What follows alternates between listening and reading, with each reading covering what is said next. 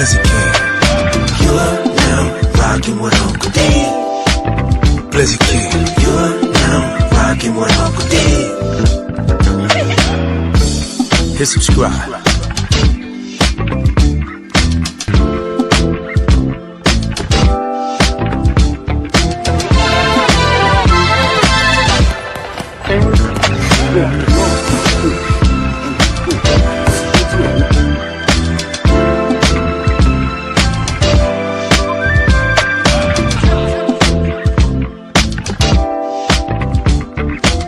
Subscribe to my guy, Uncle D.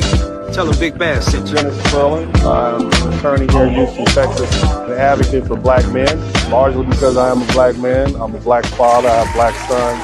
Hey, man, I do what I do.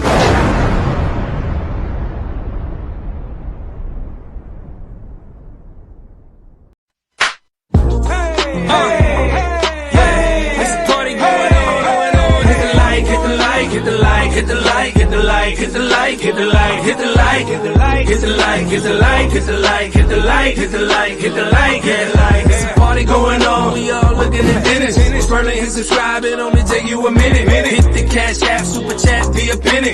One is real good, but 20 more will be plenty. Blizzard King pay a visit, Big Bass my witness. Appreciate the love, that's black men doing business. Stand up, father and brother, lawyer is he. Hall of Fame game, he's known as Uncle D. Tell it just I be, representing for we. We know time is money, you learning and pay a fee. Know it's cold outside, but the podcast hot. Giving you a feeling that these others ain't got. Say it's cold outside, but the podcast hot. Giving you a feeling that these others ain't got. Yeah, know that the blizzard come through. Bundle up for the winner, know this it. Darren Hay watch, views. Hit the light, you know that the blizzard come through. Bundle up for the winner, know this it. Darren Hay watch, views. Hit the light. We still look at all the beautiful music that we've created. That's what's on the inside of us. We are wonderful people. You young men were willing to compromise your masculinity. Like, we weren't willing to compromise our masculinity. We wanted to be men. We wanted to be strong. We wanted to have our own cars. We wanted to have our own places. We wanted to have everything that was. We act tough. We talk tough. We walk tough. And so you had to be tough. But a lot of you young guys say, nah, I don't want to be tough. I want to paint my fingernails. All right? You know, I don't want to be tough. I'm going to go pretend like I'm one of them off-brand dudes in the Rainbow Coalition. That's on you. The only people that continue to marry you guys is us, black men. Dennis Burley. A lot of men like women, but they don't like feminine energy. The only black man in this space that been giving you. We men, be men, yeah, be masculine. From boys to men, salute, be masculine. Stepdaddies, they get stepped on, just ask the men. I'm the last to open the box, be masculine. His daddy was locked up, he been in jail. Mama, she put him there. Only son, he in a cell. Got his hair braided so long, painted fingernails. Mama drama never grew up to be a male. Arguing, cussing, she back at me. Argumentative, oh now calling me sassy. She ain't got a man ever since she left Pappy. Negative energy, all of these women happy. But on the positive, can't leave her natural hair nappy. She really hate herself, that's why she always snapping. Notice how masculine all of the women rapping. Really wanna be us, cheeks out here clapping. Racing to the court, money trying just to extort him. Running to the clinic when it's time to abort him. Hypocritical killer, these children ain't orphans. Faking feminine, pay for the coffin. Fetus after fetus is generational offering. Be masculine, we men, be men, yeah, be masculine. From boys to men, be masculine. Wake up!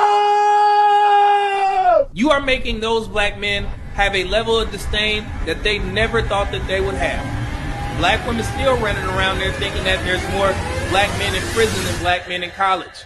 Fuck all y'all. I knew her since the 5th grade. Nice guy, she curved, said he was bitch made.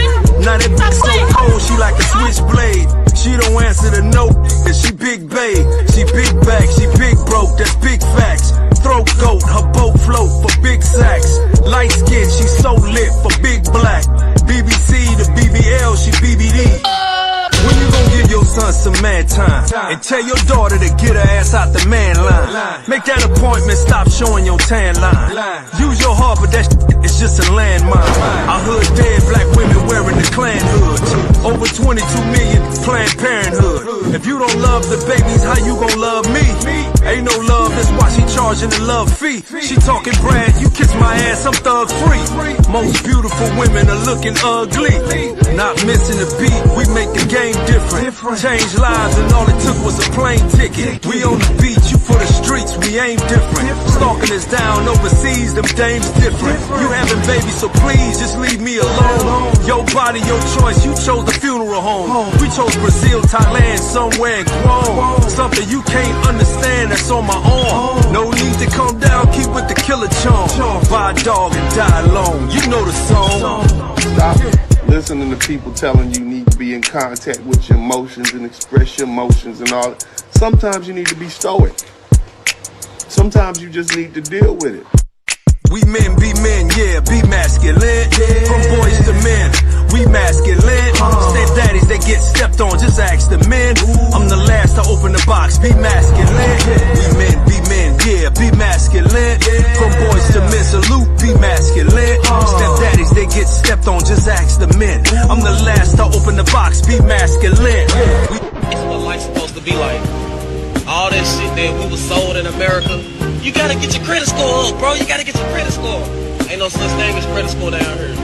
Ain't no such thing as three times the rent down here. Ain't no such thing as let me see your job. What your job paying down here? Ain't no such thing as, you know what I'm saying? Hey, bro, you need a car down here. You don't need no car. $3,000 just to stay in a motherfucking box. Nigga, I stay $700 USD. You know what I'm saying? My electricity is like $20. Nigga, my wife. You know what I'm saying? This is how living an American dream is supposed to be. It's outside of America. America, we got a lot of opportunities, but it's like, nigga, you make $10,000, but your bill's $9,500. So who really winning? You know what I'm saying? We supposed to be able to enjoy our lives, enjoy the fruits of our labor. A lot of people ain't enjoying the fruits of their labor. A lot of motherfuckers is working every single day.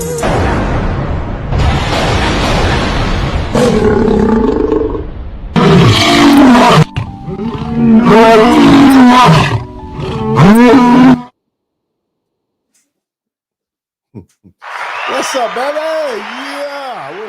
What's up? Shout out to everybody, man. Shout out to Big Bass Life. Welcome back to the broadcast. My man, Barry Little, came through hot and heavy. First person to contribute to the super chat. Good looking out, brother. Good looking out. This is the bubbly happy Uncle D. Shout out to all my folks, man, in the membership. Who we got up in here, man? We got my man Pooh Man 313. Thank you. He also in the Rich Mob. Who else we got up in here? We got golly, I gotta make sure I give a shout out to all my members. All I need is 13 more members, okay?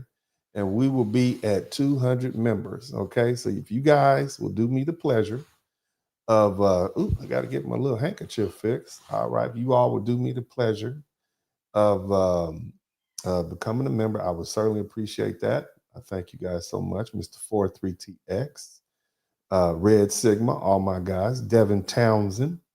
Who else we got? Charles Holman. All right, I got to give love to my members. Now, look, if I'm gonna tell you my members before I announce myself. You understand me? Because the members make it happen. Who else we got? Barry Little. Did I get you in there? TIQS, Mark the Freelancer, all my guys. Of course, I already got Barry Little for the first person. Who else we got up in here? Mark the Free. I think I'm reading people. Hootsy, yeah. And of course, big shout out to the Rich Mob. Thank you guys so much. I appreciate y'all. I want to give an acknowledgement to Barry Little, Depress, and TIQS. Thank you all for your cash apps. Man, oh man, I am Dennis Sperling, also known as the Blizzard King, because I speak the cold, hard truth, whether you like it or not. And you know, that's what I feel is necessary for, number one, because people like to hear the truth. They might not like how it sounds, but you have longevity when you speak the truth to people. And I'm going to speak the truth to my foundational Black American brothers and sisters. And I'm going to continue speaking the truth, not just to them, but on behalf of them, and go off and make sure our story is told and narrated by us, not others. Okay. Now, that being the case, everybody is welcome. I thank you guys so much. We got all these pretty ladies. Look. Thank you, the ladies. It's good to see the ladies up in here. I'm glad that we got men and women in this chat room. So the title of this broadcast, okay, I know it's very provocative. Did you guys see the thumbnail? Less GloRilla, more cooking with Kaaya, no more gender war. And the reason that I think it is appropriate to have this conversation right now is because of the political climate, okay?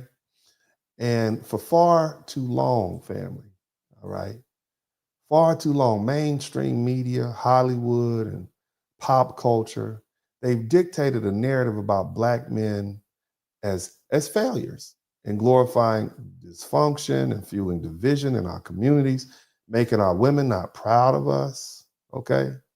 They tell Black women they didn't need us, okay? They told Black men fatherhood didn't matter. They push chaos, they push hypersexuality and reckless behavior as empowerment on Black women, all the while profiting from our mutual destruction, okay? But see, here's the thing. We have reached a level of political sophistication, and that was signified by the fact that many Black people are beginning to think for themselves, especially when it comes to, let's say, leaving the Democratic Party or even making a conscious decision to vote Democrat, either way, okay? Or even sitting on the couch, okay?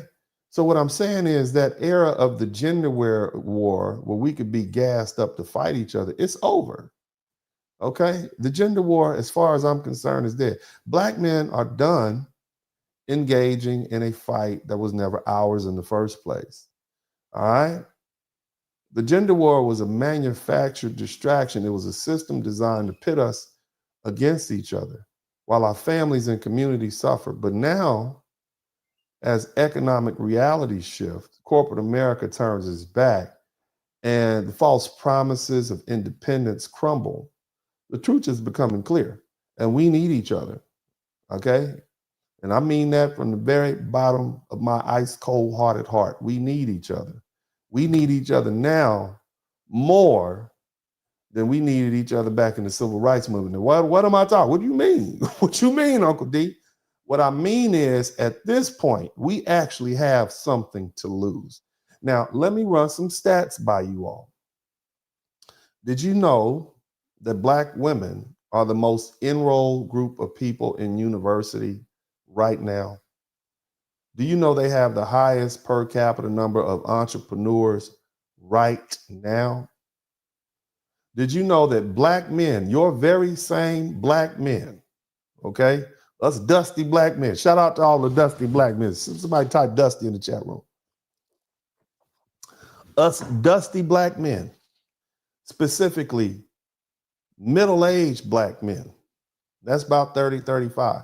By the time we reach middle age, we have ascended to the middle class, whether it's because we joined the military, because we blue collar job, education, whatever. Okay, by the time we reach middle age, we are either 60% of us have reached middle class, upper middle class, or rich. See, in the 1960s, fresh out of the plantation and the agrarian societies, 60% of us were below the poverty line. Now the opposite is true. 60% of us have reached the middle class.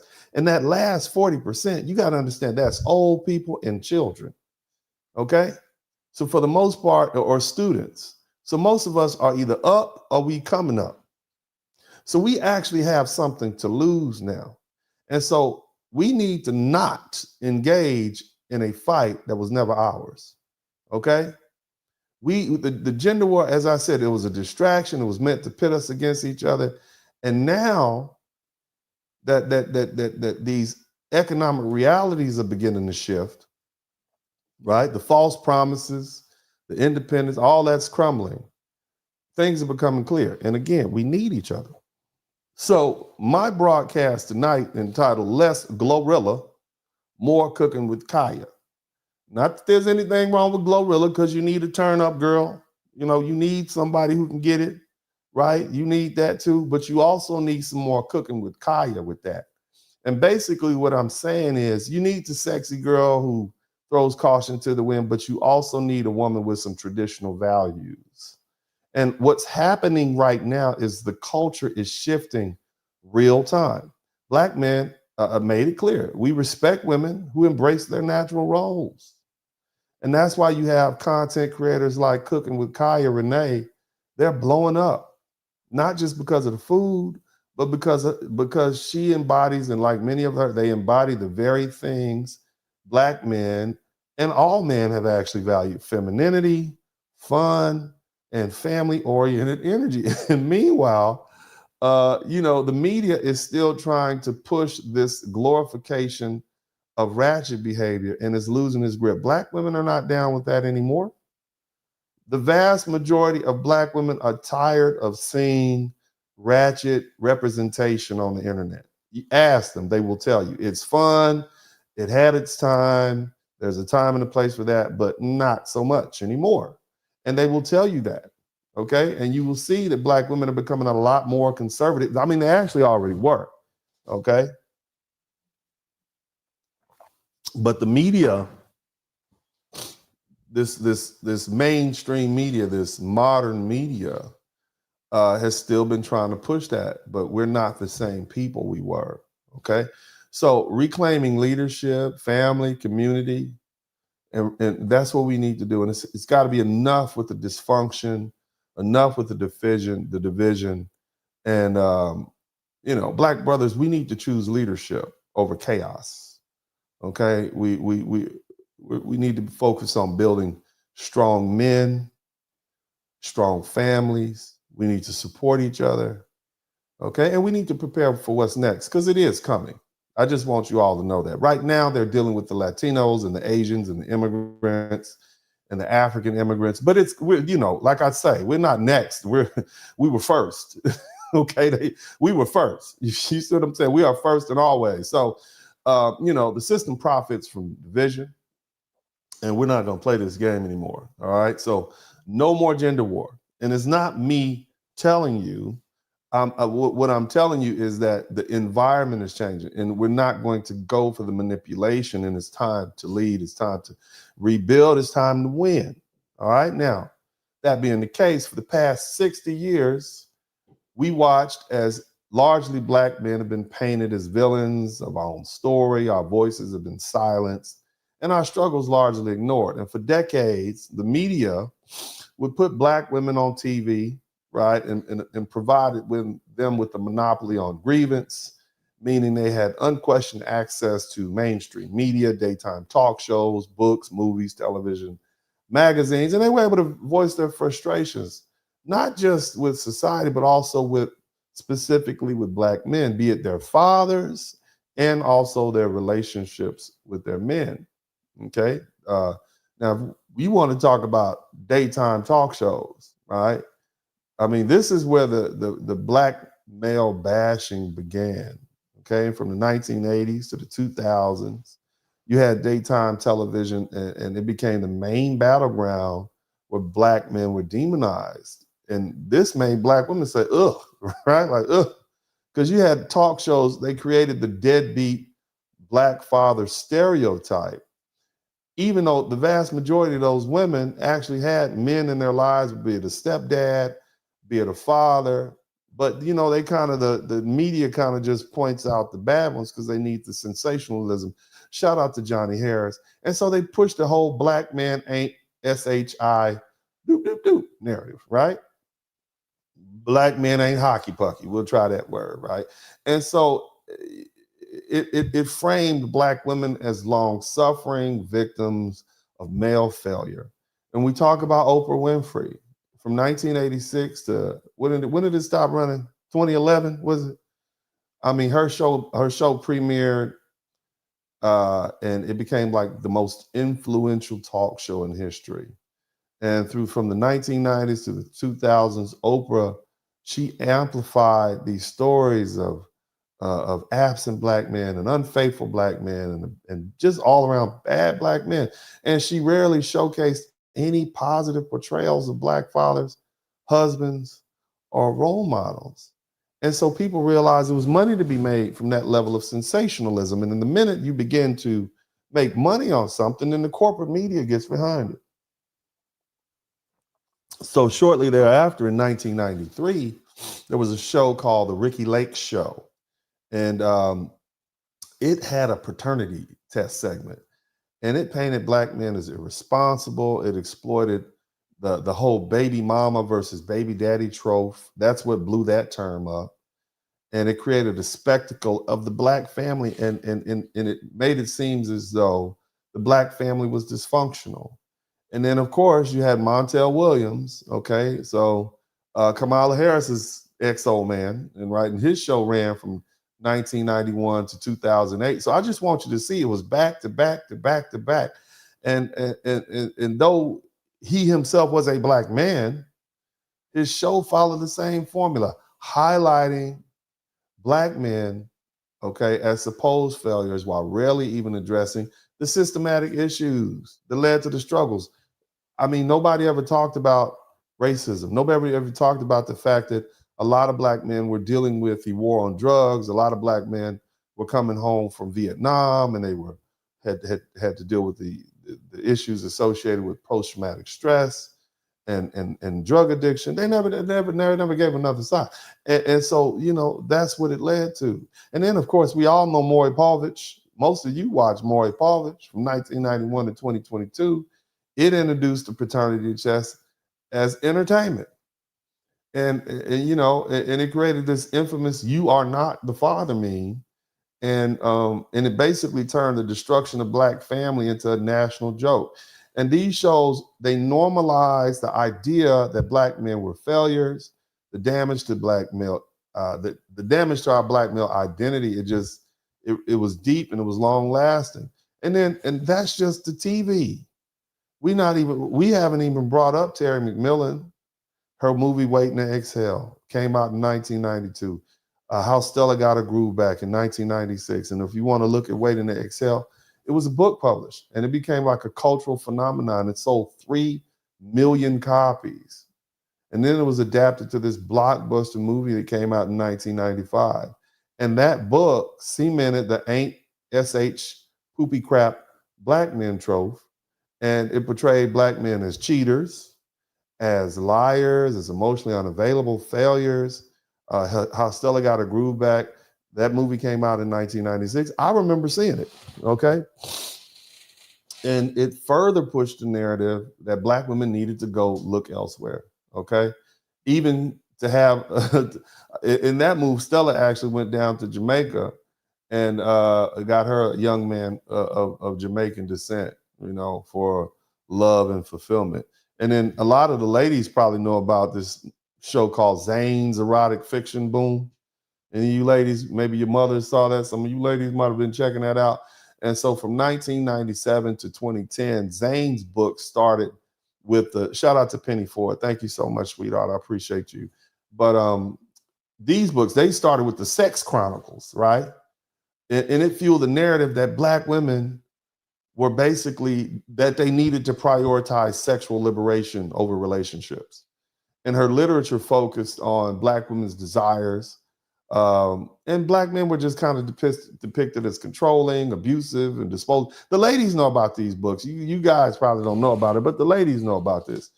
And, and then, of course, you got Steve Harvey, Act Like a Lady, Think Like a Man. You guys remember that? That came out in 2009.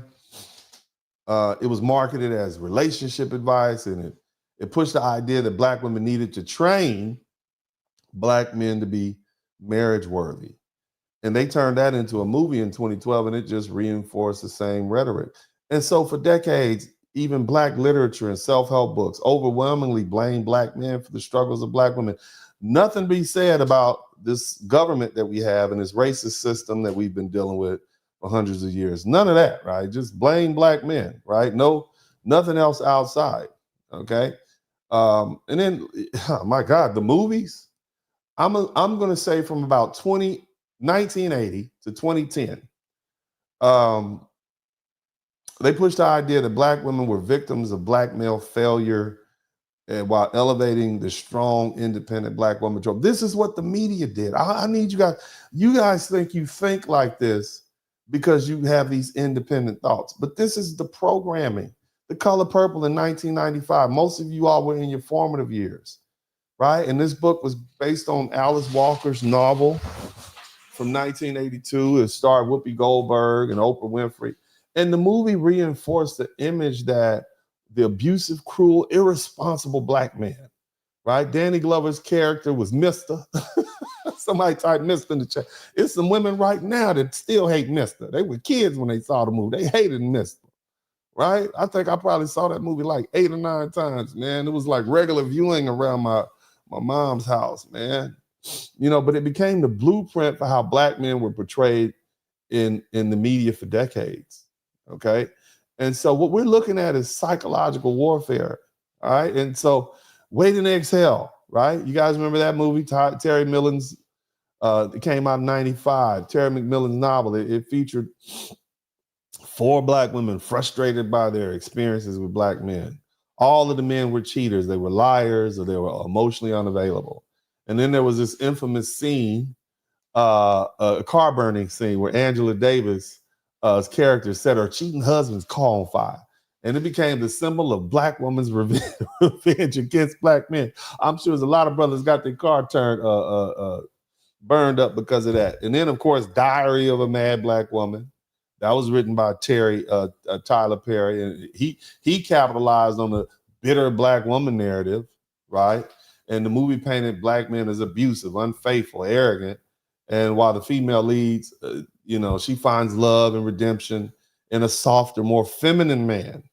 You see what I mean? Think about that. And then there was another movie, Steve Harvey's book, Think Like a Man, in 2012. It was based on his book, and it just basically suggested that Black women had to manipulate Black men to commitment, right? And then, I mean, gosh, think about all the other movies, whether we talking about the television shows that came out, and a lot of these young ladies who are listening to this broadcast right now probably were glued to the TV in the 1990s and the 2000s. And they pushed Black men as unnecessary. They glorified this whole independent Black woman thing, whether we talk about TV shows like Living Single from 1993 to 1998. You had these successful, ambitious Black women, while the Black men were just side characters, often less successful. You had the movie Girlfriends from 2000 to 2008.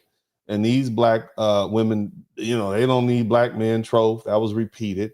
And it focused on their careers and their friendships and their self-fulfillment. And then, of course, Scandal. I remember hearing about Scandal, that and from 2012 to 2018, where this Black woman was this high-ranking DC liaison to the president, and she ended up having some relationship with him. And then, it's just, look, they glorified interracial relationships. They depicted Black men largely as powerless, weak, and unworthy. And the result is what? The result is you got generations of Black women who have been raised to believe that they don't need a Black man, and the Black men will continuously vilify, and Black men will continuously vilify. And you can't blame them for that when you look at that level of programming. And so what I'm trying to explain to you all is this gender war is artificial. It's artificial insemination. All right. Now, here's what happened. Here's where the tide turned. Okay. Here's where the tide turned. Y'all listening? The tide turned, right? And they were calling Black men absent fathers, right? They did this when the government systematically removed Black men from homes because of these policies, is war on drugs policy. You have brothers, getting arrested. You also have brothers, some of the sisters on welfare, and of course, and if you got a bunch of women with the mindset, I don't need a man, even if she does need a man, she'll say, I don't need a man. She already has the talking points down. So a lot of that situation was like, well, I don't need him anyway. And so the children end up without a father.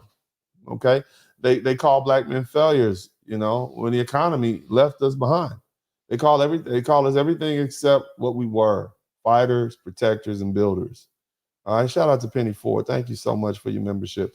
And so for decades, black men did not have a platform to defend themselves. And so the mainstream media, Hollywood, literature, television, they controlled the narrative and ensured that any discussion about black men was one-sided. Now, what happened? What happened? Right? Well, what happened was social media showed up. Social media changed everything. This digital revolution, a new platform. And you guys remember MySpace? It popped up in 2003. And then Facebook showed up in 2004. And then YouTube showed up in 2005. And Twitter, 2006. Shout out to Corey Smith. Instagram, 2010. All right. And so now, before social media, black men's voices had to go through mainstream filters. And nobody was going to let you put yourself out there and alienate their audience. All right. The producers, the editors, the journalists, or executives, they were the ones that decided who told the stories and how it was framed. Okay. But with the rise of social media, those barriers disappeared. So then black men could tell their own stories. They didn't need permission from a network. They could showcase their experience without any distortion or manipulation. They built their audience without relying on any approval from corporations. And it was the first time in history that black men weren't just reacting to media portrayals. They were creating their own narrative. They were creating their own media. And so then you got the rise of black male content creators, and the ability to speak freely and reach millions meant the new voices emerged. And it created an entire movement dedicated to addressing the realities that black men faced. Okay, YouTube became a breeding ground for black male content creators. You guys know them. Who? People like Kevin Samuels, MTR, the lead attorney, these guys. Some talk about relationships, some talk about other things. There's a whole slew of conservative black men and black women, actually. But, but nevertheless, black men had an opportunity to create the documentaries and commentary and discussions about relationships, fatherhood, systematic challenges. But nevertheless, it was the first time that black men weren't being talked about. They were actually talking for themselves. And then, of course, Facebook showed up in 2004, and Twitter came around in 2006, and it amplified the discussions. I call X now. But these platforms allow for long-form discussion and group debates and real-time engagement. And this is something that was never possible before. Okay, but the movements and the conversations and the rebuttals, shout out to Eddie B, thank you so much. It began to alter the mainstream narratives, and start gaining traction. And TikTok showed up, and Instagram. I think TikTok 2016, Instagram 2010, and these platforms made it easier for black men to perspective to go viral. You had young black men who once had no media presence. Now they gain followers and they gain influence and they gain recognition overnight. And so for the first time ever, black men were speaking and people were listening. So here's the thing. Okay, there was a backlash, right? Because see, as soon as black men began to push against the decades of unchecked criticism of black women amplified and sponsored by the mainstream media, right? The system tried to shut them down. Suddenly, black male empowerment was labeled as misogynistic. Suddenly, speaking about black men's struggles was starting a gender war. Suddenly, black men weren't just men, they were the problem. Why? Because for the first time, black men were telling their own story, and that was dangerous, okay? Black men started exposing the flaws in the family court. Black men started discussing the real impact of welfare policies on the black family. Many of them come from families where their mothers were on welfare, and they could tell you. Black men start calling out the double standards in media portrayals, and instead of acknowledging the truth, the system tried to censor them.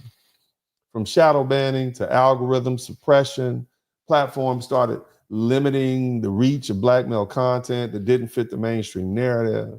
and mainstream media tried to reclaim the control, but it was too late. The truth was already out. Okay? So what happened?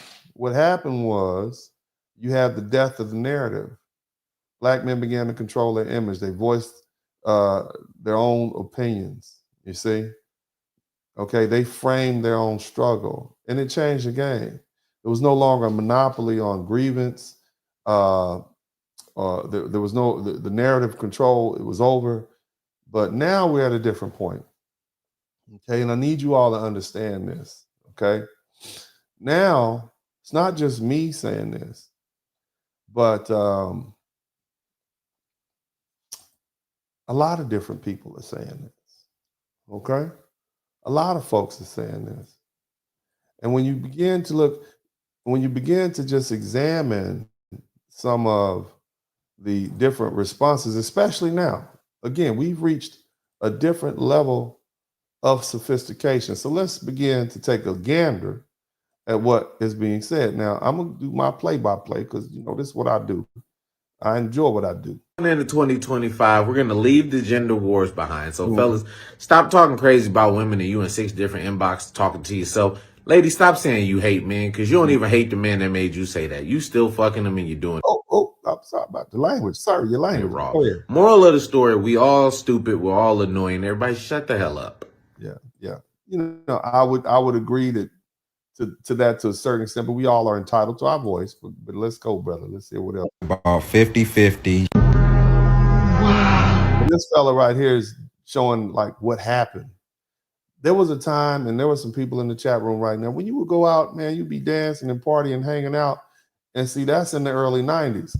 Notice the stuff, the media onslaught and the disrespect towards Black men and them painting us as these horrible periods. It started in the mid-90s. It really got hot in the mid-90s.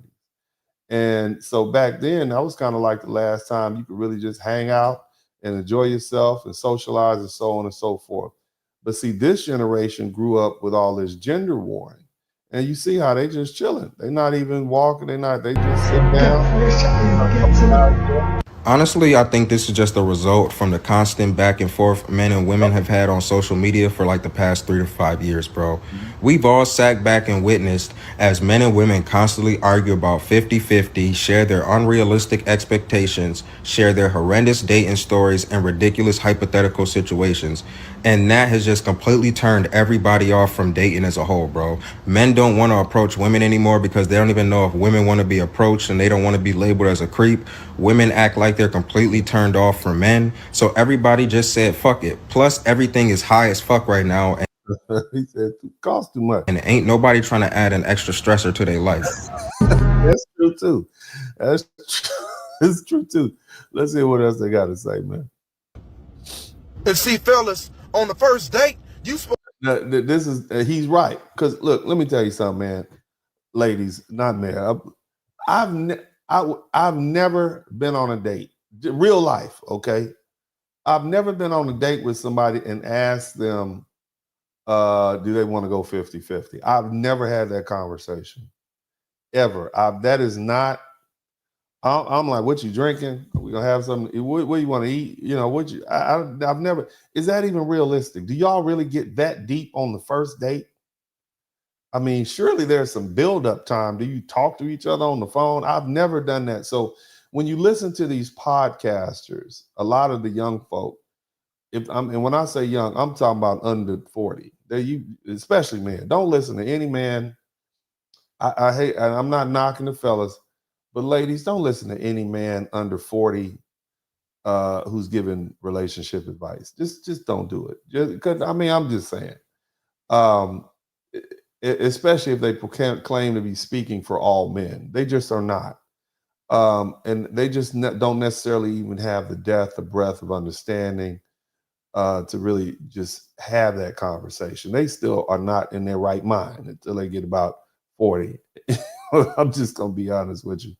But this young fella, this brother is telling you what he hears on the podcast, and this is true. This is a true reflection. To ask her, what do you bring to the table? And because if you don't ask her what she brings to the table, then girl, you won't believe that man asked me to respect him. I was like, where we do that at?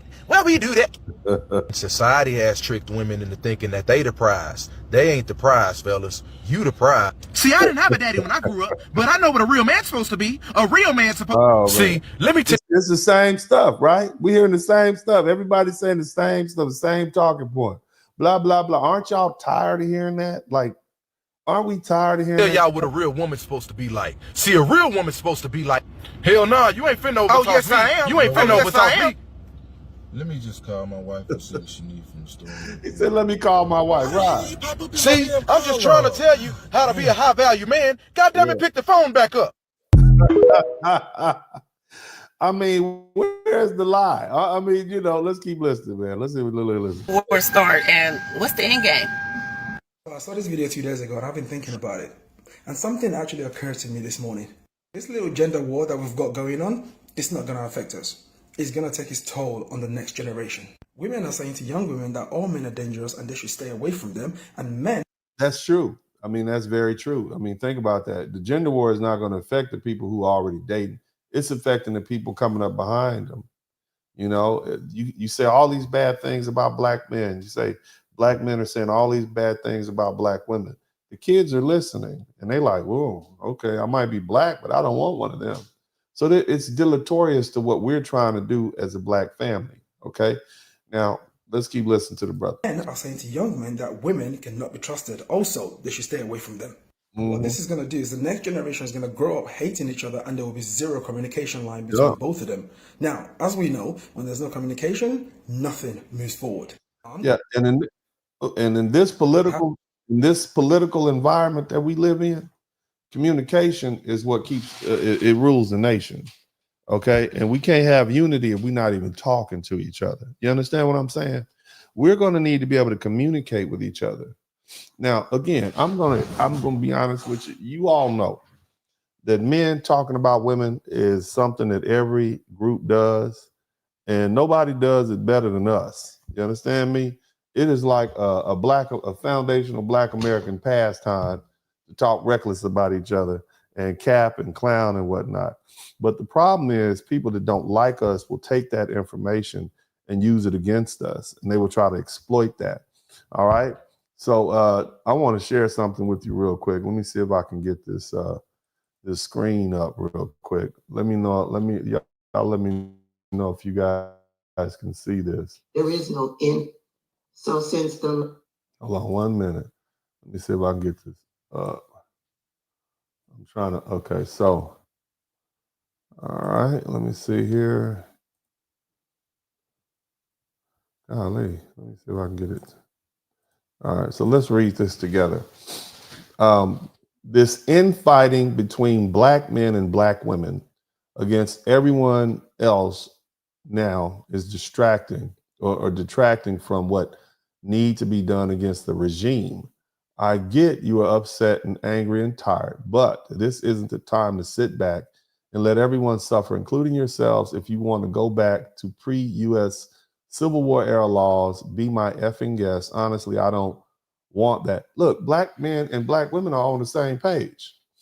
92% of black men, 92% of black women voted for Kamala Harris. Okay. 79% of black men voted for Kamala Harris. Taking those numbers together, that's 86% of black people voted for Kamala Harris. We are on the same page. Now, not me, though, because I voted for Trump, because, again, I want low taxes, and I was okay with people being sent home that shouldn't be here, okay? So not me, but the rest of the wonderful, loving, caring black people.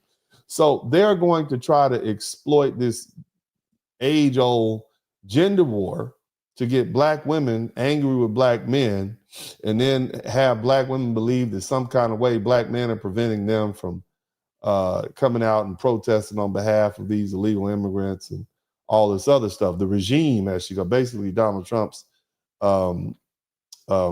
administration. And so this is where the shenanigans and the foolery starts. This is how they exploit us. They exploit that division.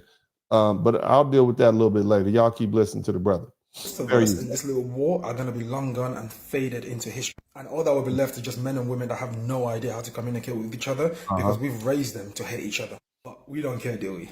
We're so focused on trying to prove each other wrong that we're really...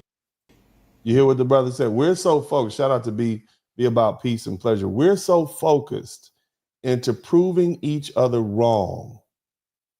I want all the black folk in the chat. I want y'all to listen to me. Haven't we said enough to each other? I mean, how much lower and dirtier do we need to get when it comes to talking about each other? It's gotten to the point that you got black men and black women wishing harm on each other. You understand what I'm saying? Like,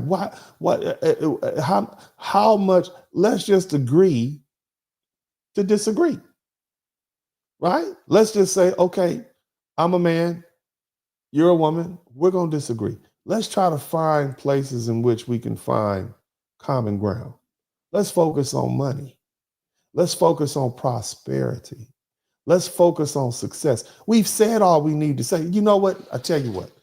We can get back to this in about 15 to 20 years. We can get right back to we can pick up at the gender war right where we left off. But we need to get through this next 12 to 15 years intact with our money.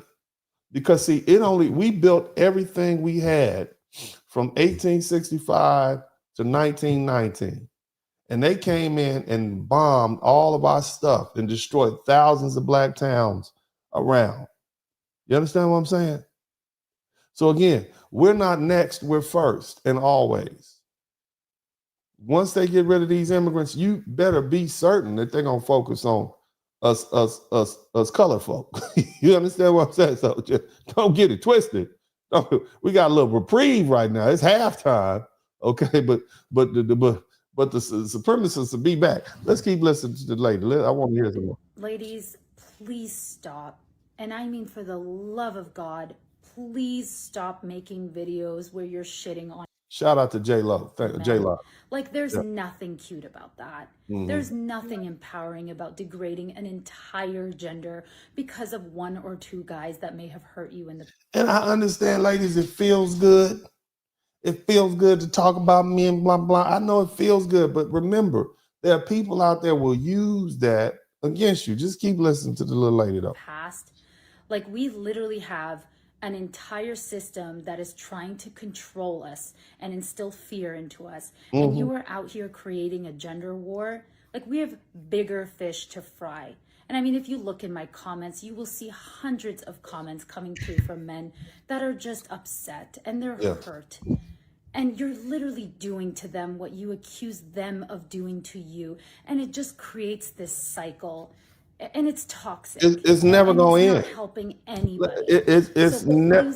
We can talk at each other on the internet from now until the cows come home. It's never going to end. That's what I need y'all to understand. So at what point is enough is enough? That's what we need. All the adults. The war start, and what's the end game?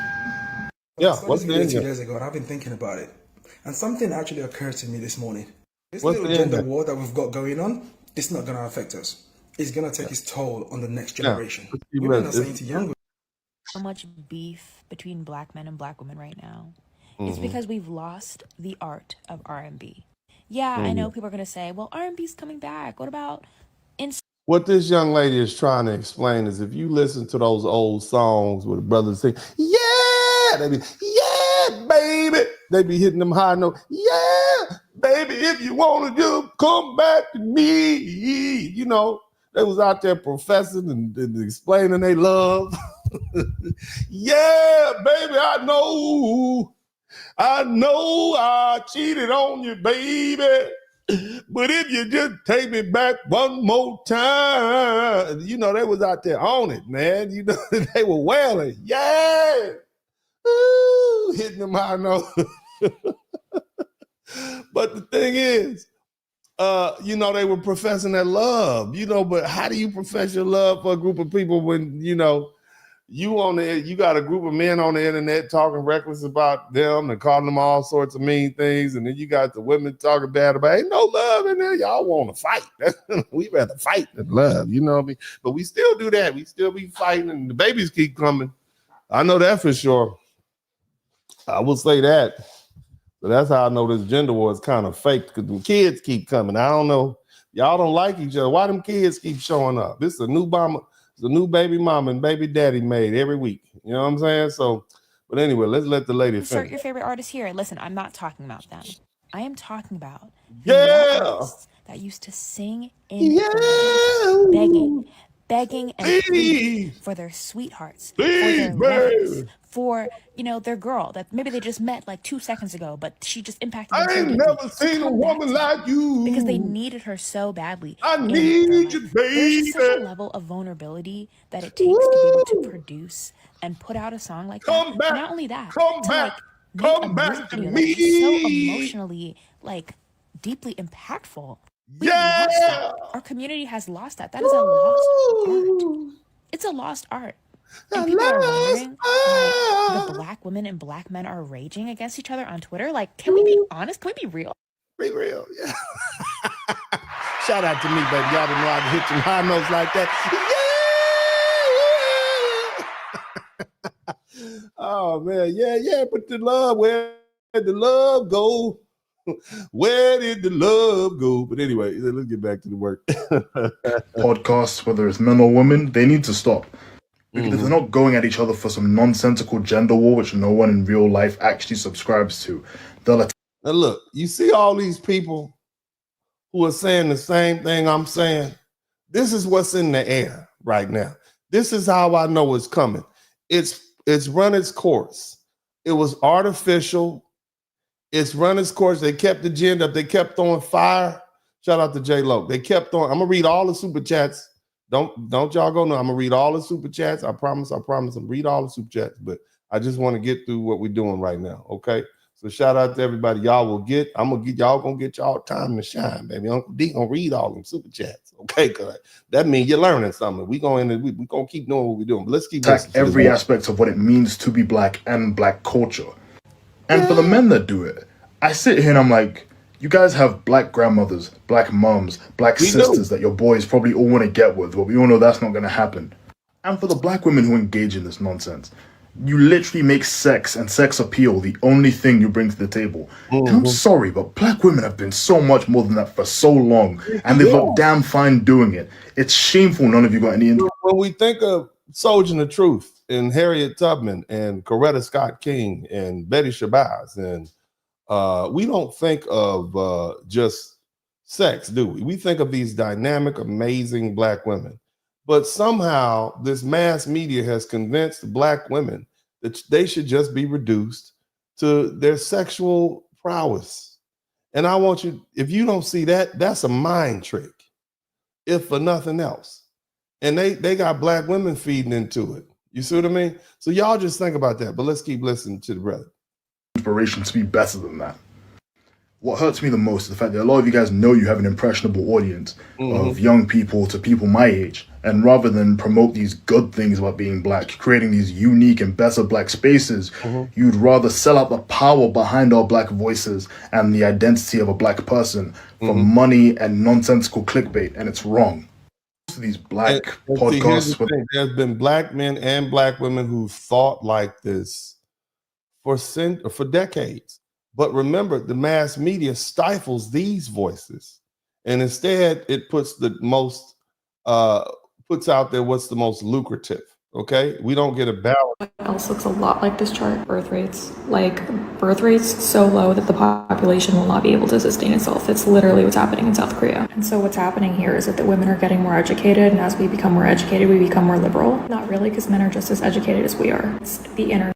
What this lady is saying is basically, hey, you go to these colleges and they indoctrinate you into that liberal doctrine. They basically tell you you don't need a man. You got education. You got a degree, girl. You don't need a man.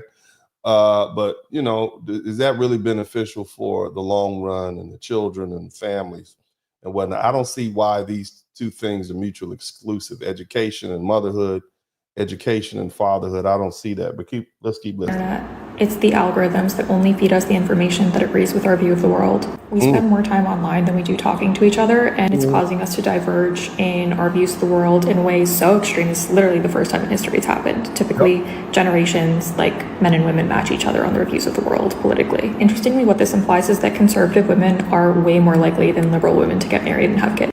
Conservative women are way more likely to get married than liberal women. What does that tell you? that tells you when we get a return to conservative values, which is what you see happening now. Because see, here's the big picture. Now that Black men and Black women, really all people, are able to use the internet and voice their conservative values, you see a political change. Hey, you agree with me? I agree with you. Before, we wouldn't see that on MSNBC. Maybe you see it on Fox News or something like that, but you wouldn't see it on MSNBC. You wouldn't see it on CNN. All you would see is strong, independent, don't need a man repeated over and over and over again. But now that Black women who are more conservative, Black men who are more family oriented, now that we can begin to voice our opinions, now it's become more acceptable to do what? To voice these things and talk about them. All right, let's keep listening. I mean, go figure. I think the main takeaway from this is that we all just need to go touch some grass and talk to more people in person, because this is not a good thing. If you think about it, what's considered conservative today was considered liberal like 100 years ago. So it's not like we're not changing as a society, right? It's just we're diverging so much as genders within our generation. Like that's not normal. It's not normal. She's right. It is not normal, and we need to get over it. Let's keep listening to the people. I hate this new generation of women so much is because we're finally starting to realize how powerful. Men are not intimidated by. Yeah, just cut her off. So this is not just me coming up with this. This is a lot of people saying this gender war has been trumped up. I mean, look, there's some valid arguments on both sides, but this is not a 20-year conversation. This is not a 30-year conversation. Okay, this is a couple of seminars, and we're over it. The media has ginned this up. I need y'all to understand that. And because the legacy media is now dying, because the political climate is now changing, this so-called, shout out to Barry Little, this so-called gender war is going to be out of here. The negotiations are over with. At this point, hey, we don't have time to talk about 50-50. What we need to do is get together, because that government job went away. Welfare is going away. You got to increase environment. Shout out to Barry Little. You have an environment that is going to be racially charged, and Black people need to come together. We don't have time for these frivolities. Keep on listening to the system. They really aren't. I'll tell you what I see in this new generation of women. Very little self-respect. I'm 34 years old, and I have never seen the level of hoery going. She came up with a whole nother word. How do you spell that? Let me see how she spelled that again. Let me see. Say that again for me. The level of hoery. One more time. Somebody spell that for me in the chat room. Let me get a run up to it real quick. Old, and I have never seen the level of hoery going on in. Hoery. Is that in the Encyclopedia Britannica somewhere? Is there somewhere I can look that up? That is an amazing, that sounds like a word that my grandmother would use, okay, when describing my cousins, when they would leave the house, as she would say, with the pants heisted up, when they had their skirts heisted up. That sounds, that word almost sounds religious. Let's listen to it one more time. Okay, in the name of the ancestors. Go ahead. And I have never seen the level of hoery going on in this world. Yes, most of these women can't cook. They're foolish women. They don't know how to build their household. Yeah, but see, again, the reason they're like that is because the mass media and the society tells them that's appropriate. You see what I mean? And on top of that, the environment has allowed for them to be like that. You don't need a man. You got safety net after safety net. Okay. And so we can't necessarily blame what grows in this particular environment when it's nurtured.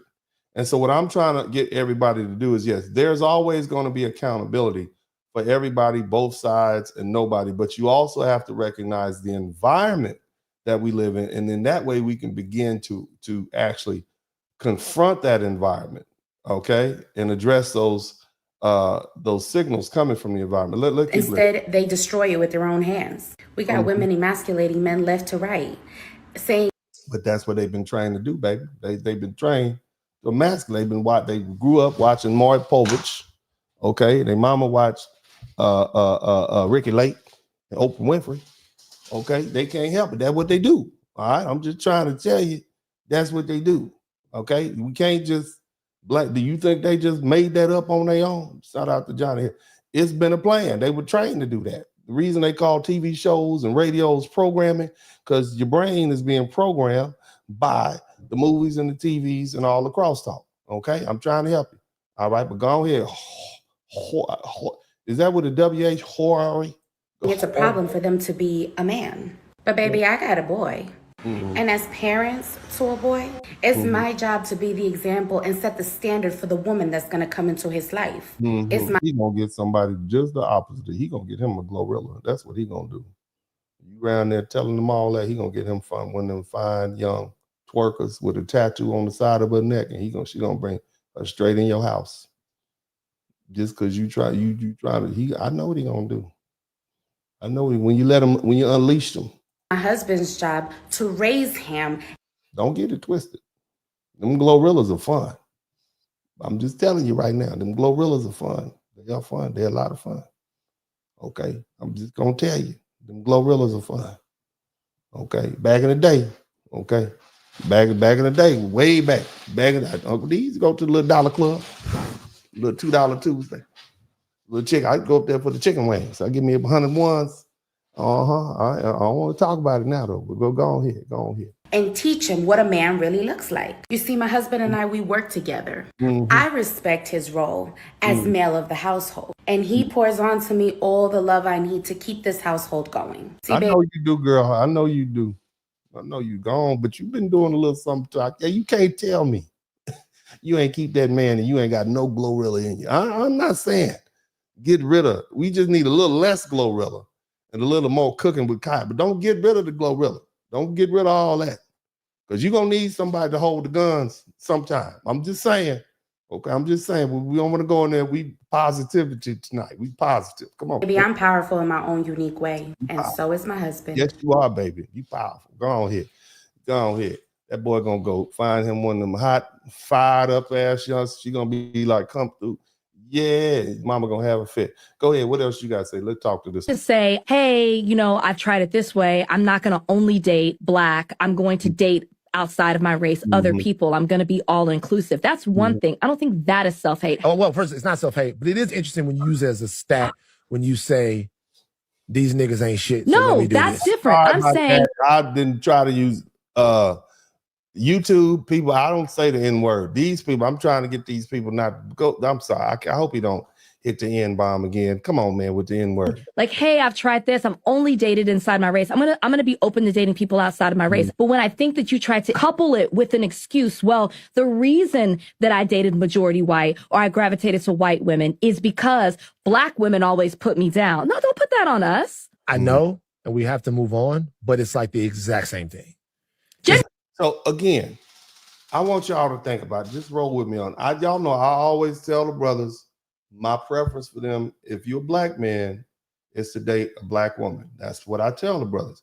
It don't matter to me if she's Black American, foundational Black American. I don't care if she light skinned, dark skinned. I don't care if she is a woman of African descent from the Caribbean, Jamaican, Dominican, coastal. I don't care. You see, I tell you brothers all the time to get yourself a Black woman. That's what I tell. Whether she's from them, that's what I tell you. Okay, I tell you that because it look. For me, I tell my sons all the time. What's the point of me building you up and you're gonna be this wealthy doctor or lawyer, and then you go off and get you one of them pink toes? I mean, I should say that. It's a beautiful white women. Shout out to all the white women that like Uncle B. Hey, you know what I'm saying? Shout out to you. But it's an expression of self-love to want to recreate yourself. You see? If I was raising a little white boy, let's say Uncle D adopted a little white boy, we'll call him little Billy Hickenbacker. Let's say Uncle D adopted a little white boy. Come on, little white boy, come on in here and get you some cornbread and some collard greens. As soon as he grow up to be a full-grown white man, I'm like, get you a little blonde-haired Viking woman. So go on out there, go on, little, get you a Viking, get you a white girl. I'll be at the wedding. How you doing? I'm his Black daddy. How y'all doing? Yeah, we adopted him when he was young. That's why he don't look like me. But yeah, I would say the same. If I had a little Mexican boy, I'm like, look, come on, little Mexican boy. You my son, little Jose. Come on over here. Give him a little, give him a little pig feet, cornbread, raise him up. But as soon as he get old, you got to go on back to the tacos, baby. You got to find your little Mexican girl. You see what I'm saying? Because it's an expression of self-love. Don't judge me. Don't with the old school. Okay? I was told if she can't use my comb, don't bring her in my home. You got to understand where I'm coming from. And it worked out. Okay? It's all right. Whether she black, Afro, Latina, Caribbean, I done had them all. Okay? Uncle D done had them all. All right? I'm just telling you. Let me stop. I'm sorry. Let me get it. Too much. Anyway. Gender wars, we're back. You're saying that all of these niggas that I've dated. This dude with the N-bomb. Why you? I can't see this. Is what I'm talking. I can't fool with you. They you can't keep dropping the N-bombs on my family-friendly broadcast, sir. Let's move on to the next person. To the shit I'll be doing on the internet every day. Women this, women that, men. Shut the up. Like, it's okay to complain, but have a solution. Like, nobody is talking about solutions. Ain't no solution. We just supposed to fight perpetually. That's the money. The money is in the fight. The people filming y'all going at it. Look at them. They just fighting every day. That's the money. People are sitting up laughing and no, there's no solution.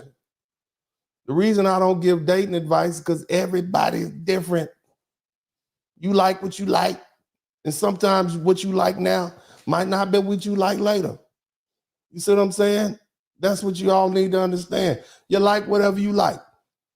There's no one mold. There's no, and even if you like something while you're young, you might like something else when you get older. I'm just saying, just think about what I'm saying. So one size does not fit all. Some people don't want to deal with the headache of a young woman.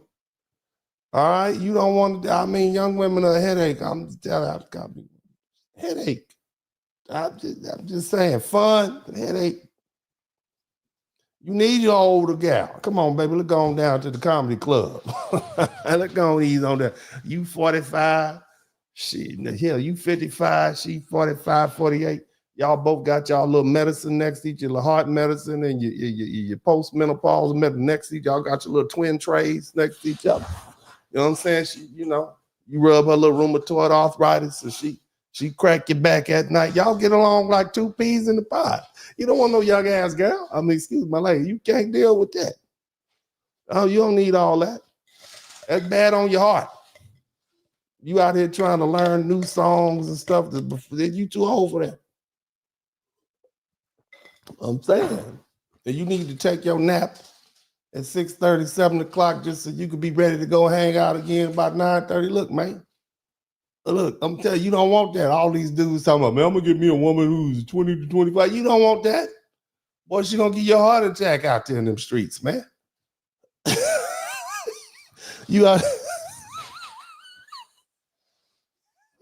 You trying to hit the club, and you 48, and you got a 22-year-old girlfriend.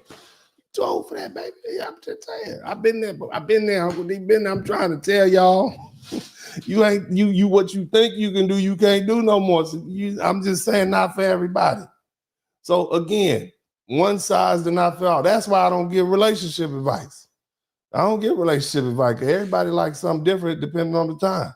But you might like to look at it. Ooh, look at that. But you don't want that. Get you a nice older woman, man. You're 60 years old. You better not retch back and get nothing under 40. You better not. She's gonna wear you out. Boy, to mess up your credit, have you filing your taxes late. You be rounding there. You be missing mortgage payments trying to buy her, take on them trips when she don't put you in none of the pictures. You better cut it out. Don't do that to yourself. You ain't ready for that. Just sat down, fellas. Just sat down. Anyway, let's keep listening. And it irks the hell out of me because it's like when you're complaining. I do admire her hair. Look at that. Is that a golden bun on the top of her head, though? That's a golden bun. How do you even get that? And you're not putting forth a viable, reasonable idea to fix it. You're part of the problem. You're part of the noise. You're not making anything. I can't even focus on what she's saying because she got that golden bun on top of her head like that. That is amazing. Better. If anything, you're exacerbating the issue. It's just noise. You're just talking. Like you literally, it serves zero purpose. There's no benefit. There's nothing to gain.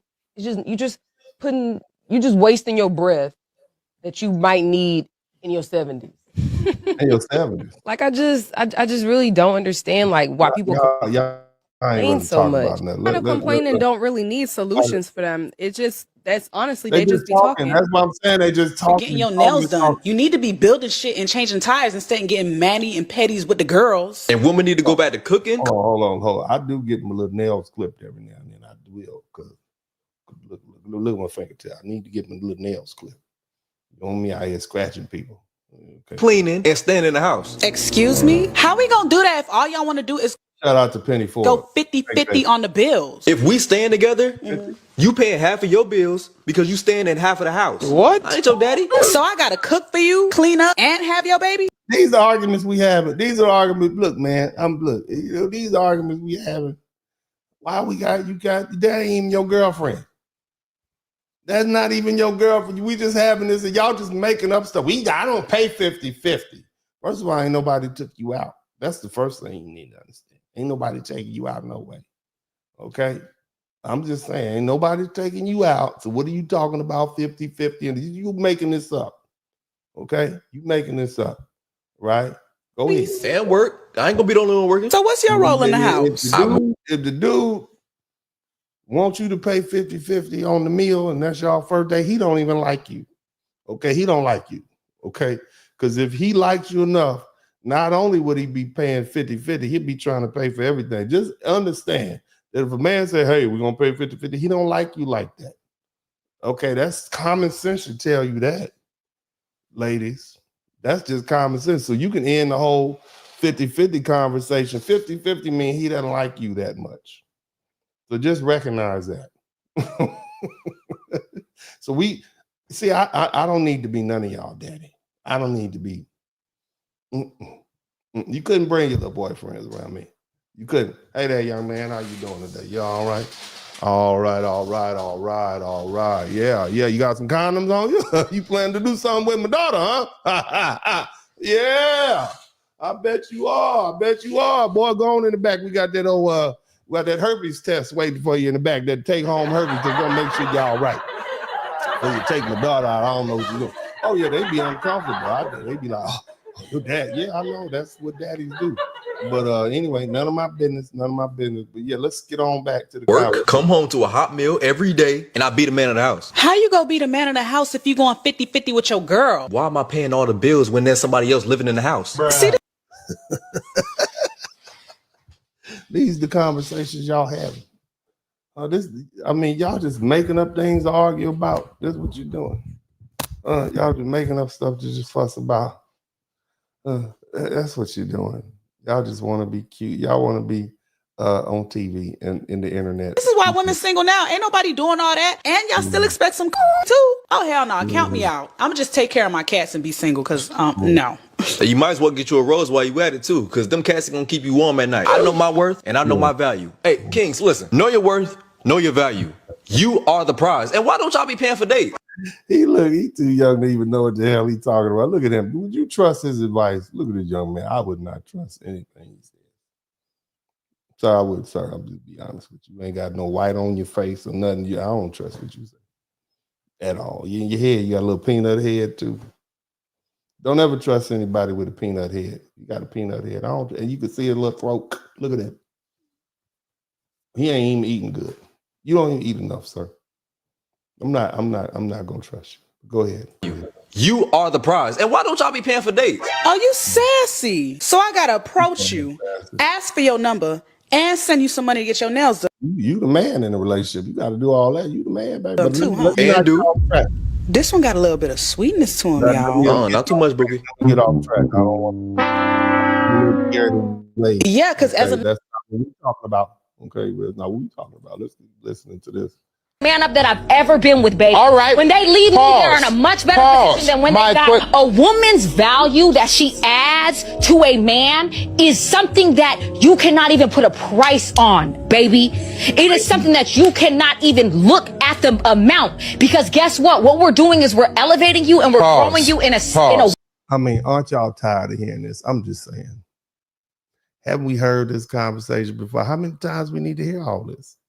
This is your gender war right here. Let me show y'all. These are your representatives. Way that you could not even imagine. The very last man you was with, how long was that relationship? This is what black folk are talking about on the internet. This is how we use our time on this earth. This is what we doing. 3.5 years. When you met him, was he a millionaire? No. When you left him, was he a millionaire? No. You ain't made nobody nothing. A lot of these women talk about what they could do for a man and how. Now, we had ancestors that built HBCU. Shout out to Liliana McDonald. We had ancestors that built churches, built families. They built homes. They fought against racism. They fought in wars. And this is what we do. Good they are. Y'all ain't made nobody. Just because you didn't make someone a millionaire doesn't mean you didn't make them nothing. I know you're smarter than that. Pause. Let me get it out. You didn't make him nothing. Let me just say this, ladies, before we. Go on out of here. So here's the thing. Baby. I am over the bashing black men content. Thank you. I appreciate that. It really is frustrating to see so many black women choose and eat up every narrative that centers around why black men are incapable and just insufferable. But you gotta. And before y'all sit here in my comments and call me and pick me, and before y'all sit in my comments and say, well, black men do it too. You're absolutely right. There are some black men who get on here and do the wrong thing of bashing black women. I don't accept that. But what I don't accept is you doing the same thing. Yeah. So you're not both men and women, not just men saying, hey, this gender war is going nowhere. Okay, let's get y'all hit the like button. Better than the male basher if you do it too. You know how your mama used to look at you when she's having a conversation with you? Maybe she's, putting some little disciplinary action on you. And on that fire. She would say, so if all your friends jump off the bridge, does that mean you're going to do the same thing? We're jumping off the bridge, ladies. We're jumping off the bridge trying to find reasons. That's you've been trained to do it. That's what I'm saying. To be like the very men that we say we don't like. Set a better standard. Let's have better conversations that don't see. Black women have been trained to believe there aren't any good black men out there. So what's the point of setting a high standard if there aren't any good black men? That's the brainwashing. And so we can't just blame it on ourselves. I just want you to understand that. But go ahead. Let's see what else somebody else got to say. Sometimes nobody's the bad guy. Sometimes you both lose. And sometimes you both get the last laugh. What if it was things you taught each other you couldn't learn from no one else? And maybe you find each other again after you find yourself. Maybe neither one of you knew what you were doing. Neither one of you were. Go. White man. Talk about black women in your. The fake outrage about this shit is crazy. What happened? Black women get on these apps, on this internet, and show black men they don't give a fuck about them every single day. I want to hear what you have to say, sir, but you're going to have to watch your language. Okay, I know you're cool with your lanyard and your cool shades and everything. We're going to have to watch that language. We're going to chill on those F-bombs, sir. Okay, I'm going to let you continue to speak. Go ahead. In front of the whole world. It's some sisters that don't give a fuck. They don't care about. All right. That's your second warning. Okay, that's your second. Shout out to TW. That's your second warning, sir. We're going to watch this language. Okay, that's what we're going to do. Jokes and them fucking jokes. I seen one of them in a live last night with other women. You got to go. Coming onto the live trying to figure out what women were so. And take accountability for our own mistakes. Shout out to TW. Especially amongst our peoples, we got to stop this gender war. We got to stop it. And it's like, hey, start taking accountability for your mistakes. I don't care. Even if you don't, it got to stop. Marriage, whatever. Like, hey, you don't even have to take accountability. It is not the time. It is not the political climate right now. We don't have to settle anything. Everything need to be said, been said. Okay, it's all been said. That's what I'm trying to get y'all to understand. It's an unresolved issue. Men and women have been arguing with each other for thousands of years about what blah blah blah, what I do and what I look. I'm sure with some cavemen out there saying, "What do you bring to the table?" And because I done brought this moose leg And you know, you supposed to go down there and get them seashells, and you around here in the cave sleep. The cave is filthy. Okay, you can't clean up that reindeer poop that's in the corner. All right, I brought some pterodactyl toes in the house last night, and they just laying over there, and you ain't even clean them and cook them. I mean, you know, and she come back, look, Larry, I'm sorry, caveman named Larry, right? Whatever. I don't know any good caveman names. Larry, look, you don't respect what I do around here, Larry. Okay, you go out, you gone all day. I had to be around the cave, okay, and I have to talk to your mother, and I have to take everything. My response, they've been talking about this for thousands of years. Okay, the question is, at what point, right, are we gonna be like, all right, it is what it is, okay? It is what we're gonna do, and nothing else to do about it. At some point, we just hustling backwards. Let's keep going. Just say, you know what? I might have messed up. I could have done better. You know, I could have did things differently. And, you know, and if you're not going to try to work those things out, then just let it be and move on. You know, don't take bitterness with you. Let me tell you something else. And see, you couldn't leave people during the caveman time. Okay? Ain't no leaving. Ain't no leaving in the caveman time. I'm just saying. All right, fellas, if you left, you ain't going to get another woman. You left, you're going to have to fight a whole nother tribe of men for a woman. You ain't going to get another woman. Okay? And if Larry, what's a good name for a cave woman? Matilda. If you leave that cave if you want to, it's going to be some saber-toothed tigers. They're going to be picking their teeth later on after they bitch you up. See what I'm saying? You had that external pressure, that environmental pressure that kept folk together. Black folks had that same pressure.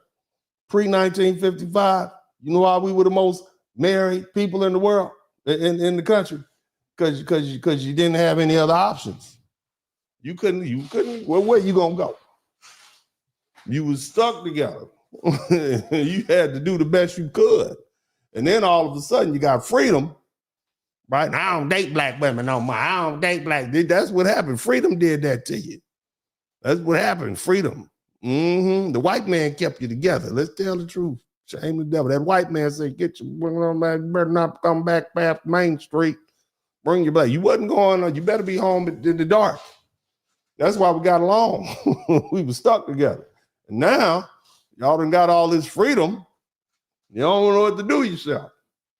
Okay, let's keep it 100. But what I'm telling you now, we about to go back to that environment where y'all better get close. You better look. You better go holler. You better, hey, big head, all you ladies, I want y'all to send some hey, big head texts out. Call, hey, big head. Somebody, all the ladies in the chat room type, hey, big head, you need to get back with big head. Okay, big head, he got a little plumbing business. And you done lost your job. Those just came in and said, "No, we getting rid of all of them."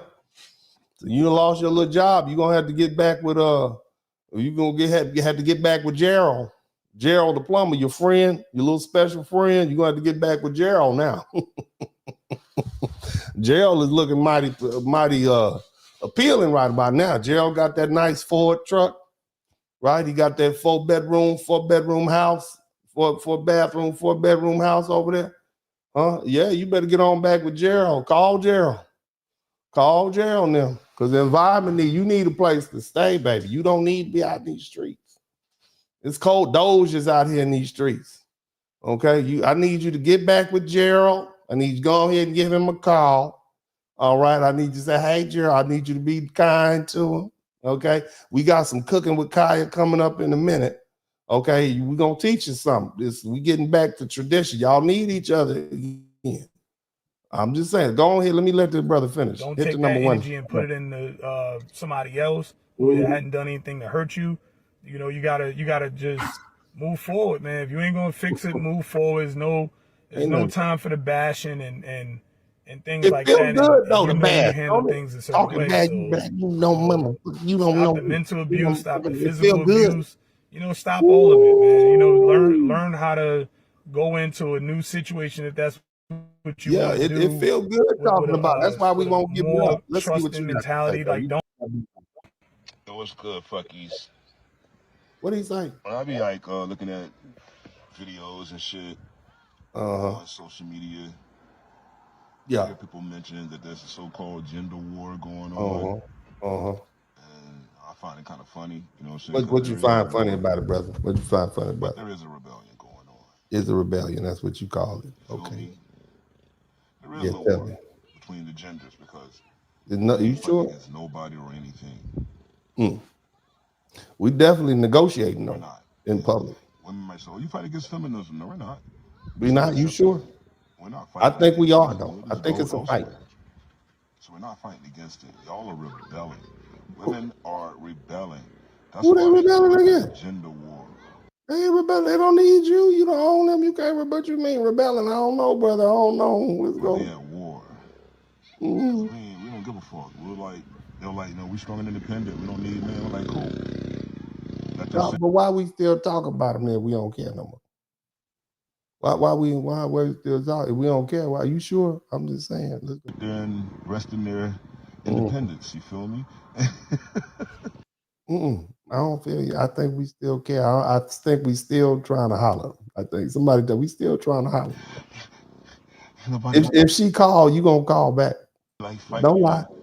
Get in a relationship. You ain't got to lie. You ain't got to lie to me. An adult, and that's all you're doing. You ain't got to lie, dog. You ain't got to lie. With that, cool. Knock yourself out. You too cool, bro. You lying now. You out here lying. You making up stuff. I don't believe you. I believe if she called right now, you're gonna be like, "Hey, what's up, baby?" I feel that's what you're gonna do. But I'm gonna let you go ahead and be in your peace, and we're gonna get somebody else up in here that might be telling the truth. Let's see what she got to say. Stupid, some of y'all sound arguing about who's the prize, man or woman. I am the prize. I don't care what you say. I am the prize. Okay. I don't care what you say. I'm the prize. Okay. Then go ahead. Do you understand how cringy y'all sound? I'm the prize. How arrogant y'all sound? Y'all love to eat up this content about healing and equality and all this shit. And y'all go out and say some dumb shit like, I'm the prize. I am the prize. You are a human being.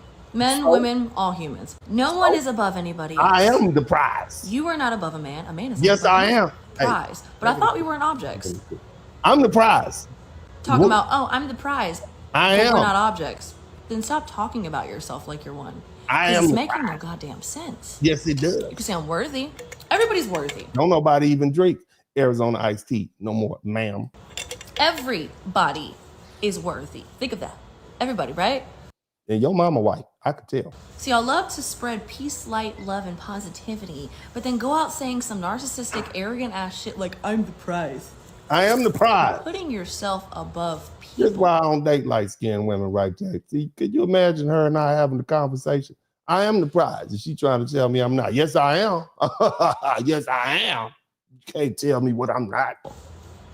That's disgusting. And y'all love to sit up here on TikTok and talk about how to spot a narcissist. Look in the fucking mirror. If you're saying some shit like that, women are the prize, men are the prize. You're having narcissistic tendencies.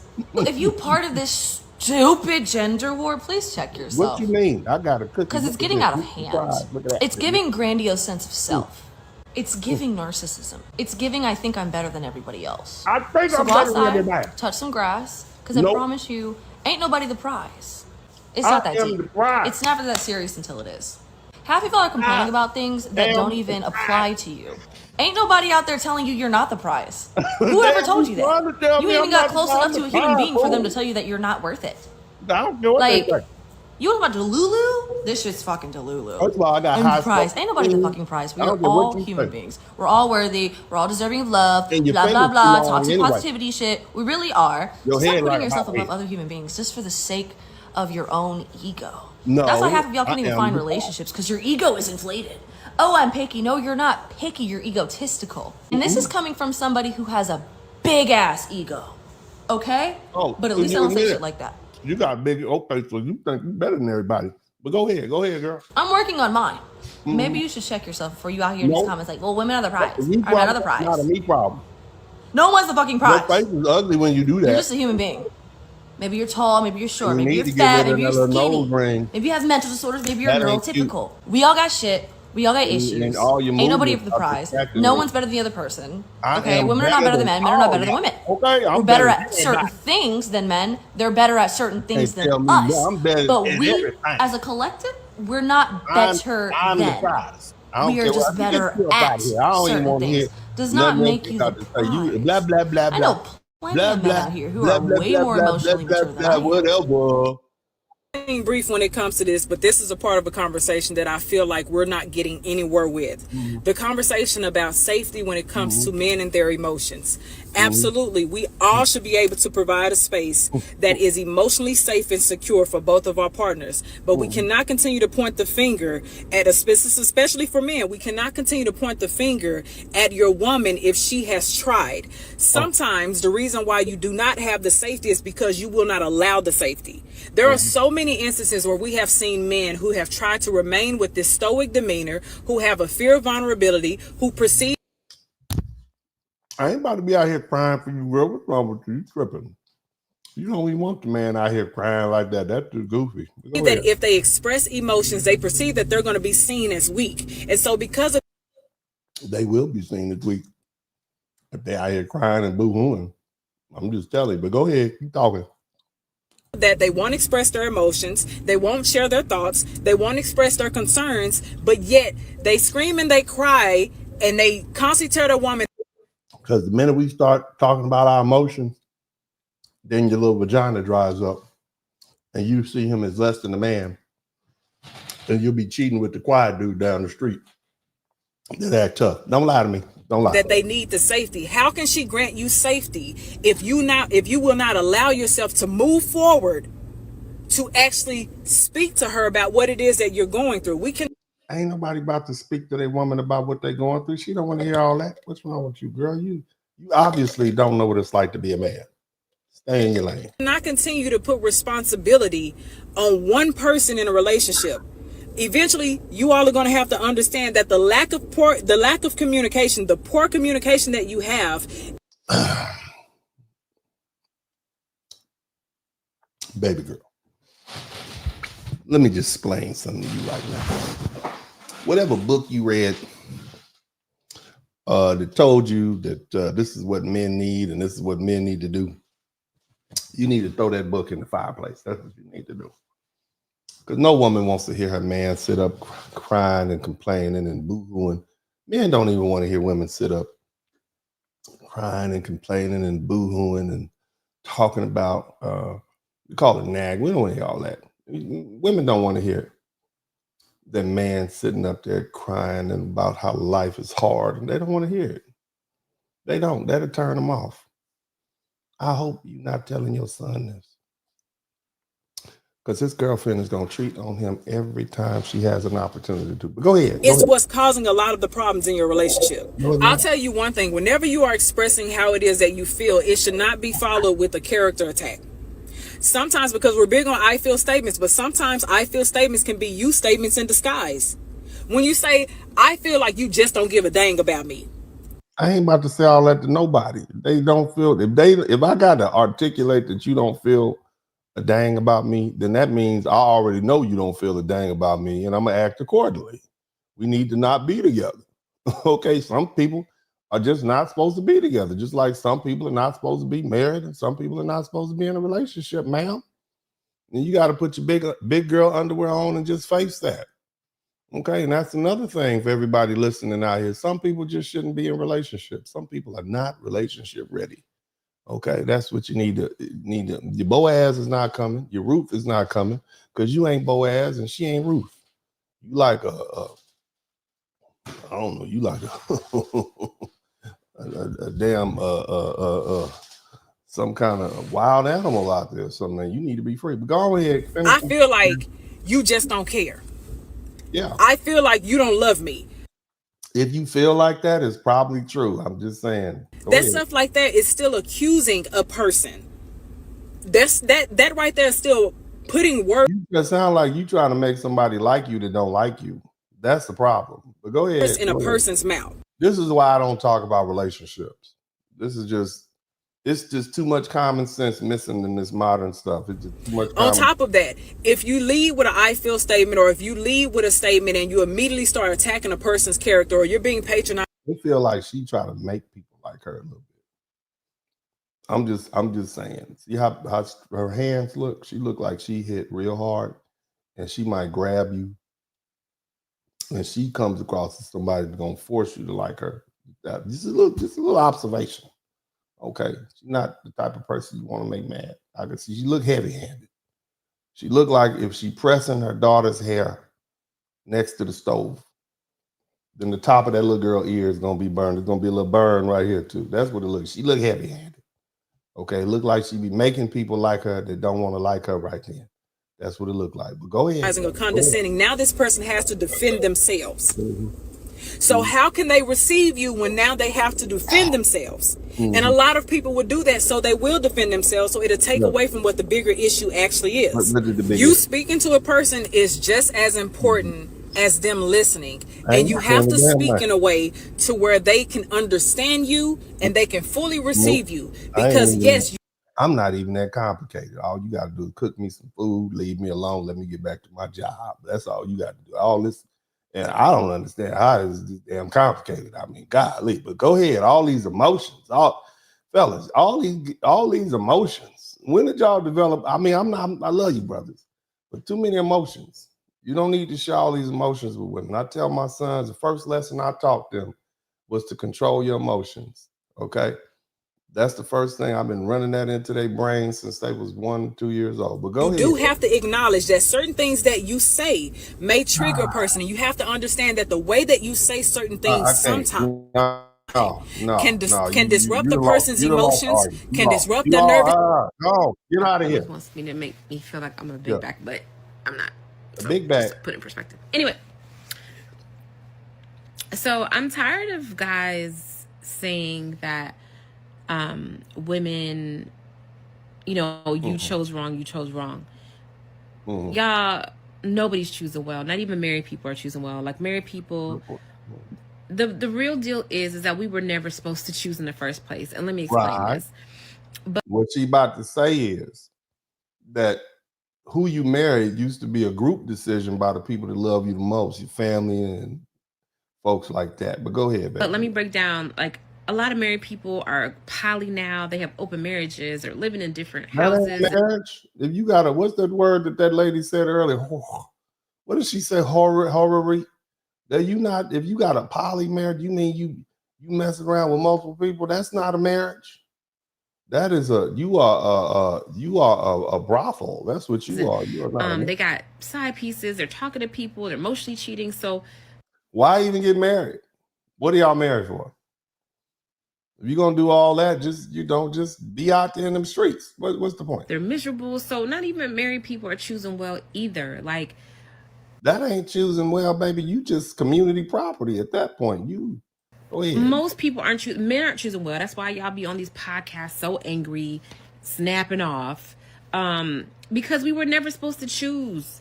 You guys keep forgetting our history, and our history was that back in the day, number one, we were very community oriented. Like we had a whole community, and we lived in that community, and we were raised in that community. And because of a lot of segregation and things that happened or whatever, we kept our black butts together. But go ahead. That's what segregation did. Knew everybody from that community. And now what's happening is that we don't know anybody. Back in the day, our families knew other people's families. So they already kind of knew your history. And best believe if you came around and your daddy was whooping on your mama or your mother was... They just took a left turn real quick, sir, ma'am. Your daddy I thought we was talking about relationships. With your daddy damn, call what you gonna do? Call somebody. Was running around throughout the whole neighborhood. You probably wouldn't be invited back to date a decent family's daughter or son. Okay, back in the day, the fathers weeded out all of the men who seemed to be conniving and sneaky and didn't seem like they... No, they just beat their butts. That's what they did. Go ahead. Would make a good husband. Half the time, most of the men was not necessarily good husbands. I'm gonna tell you that. Most of them women, grandma didn't tell you everything. that granddaddy was doing. She didn't tell you. And she knew he had a woman around, another woman across town, Betty Lynn. Okay, and Betty Lynn had 2 kids born. Okay, she knew that, but she didn't tell you all that because that was none of your business. You was a child, and you need to stay in the child plate. And what she also didn't tell you, you know your Uncle Larry? No, not Larry. We talked about him. Your Uncle Mervyn. Mervyn ain't really for your granddaddy. Okay, that's what you need to know. Your grandma stepped out, and she got with a man. Okay, she got with a man, and they were together for a little while, and she got pregnant, and her and granddaddy got back together, and she never told him. But that Uncle Mervyn, that's why his nose look like that. His nose don't look like the rest of them. That's why. So both of them old people were doing. You don't know what them old people doing. Take a DNA test. Go take one of them DNA tests. You would see just what I'm talking about. And passing my teeth. For real though, man. Uncle Mervyn, grandma stepped out too. Them old people was doing all kind of stuff. That's why I'm telling you. No one size fits all.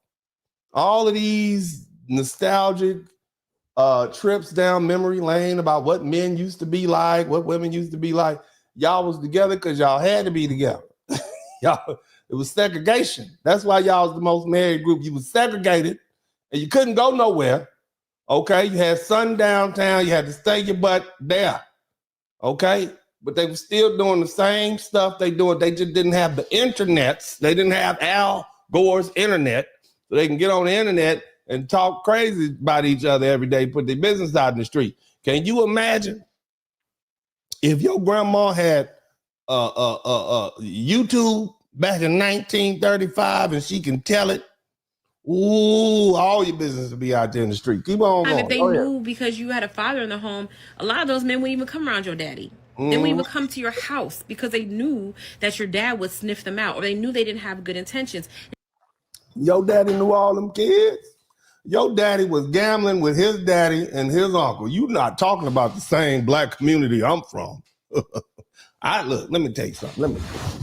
Let me tell you something.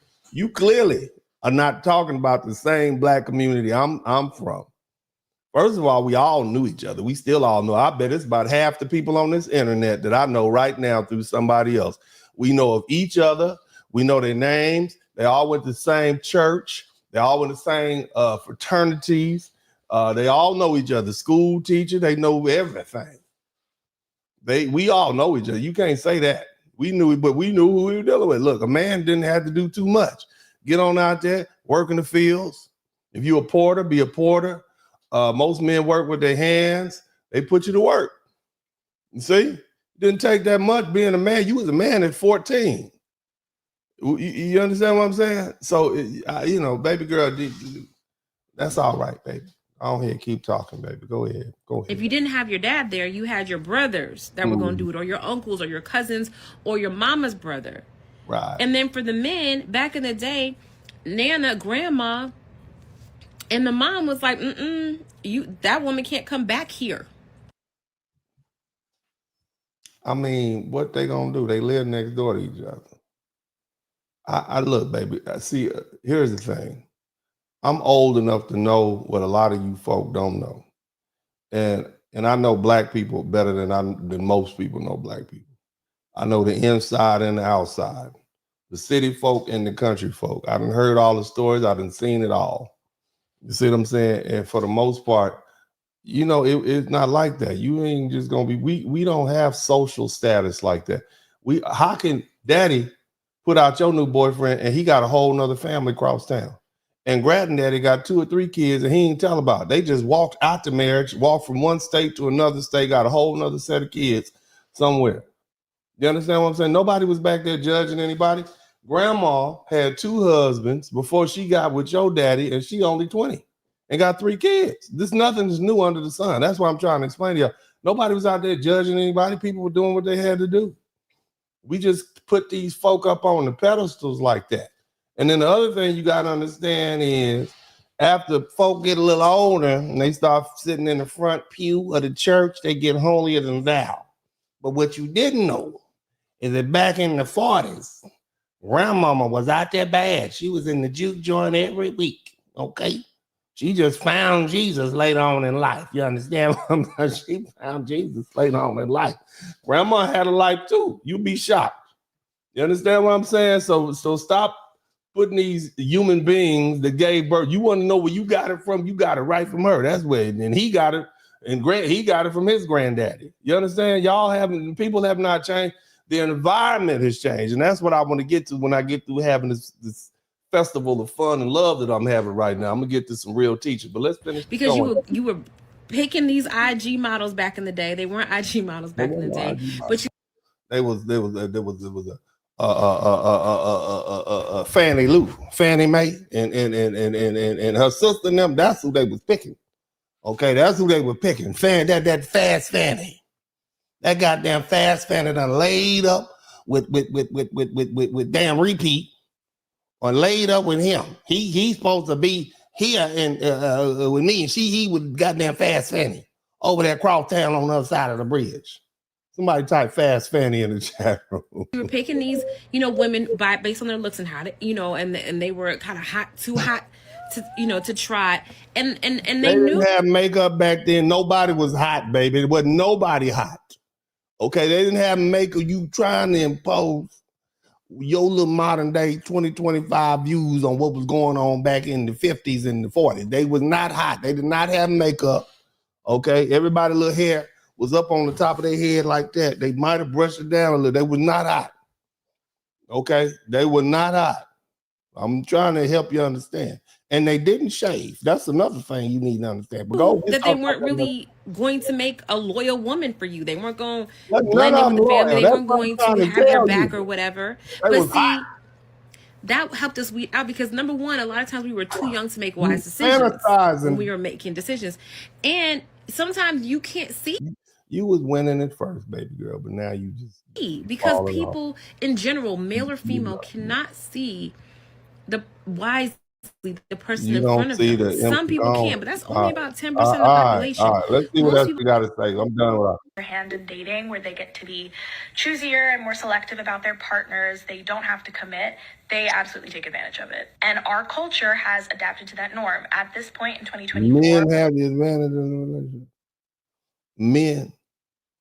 You just saying all men. So let me get this straight.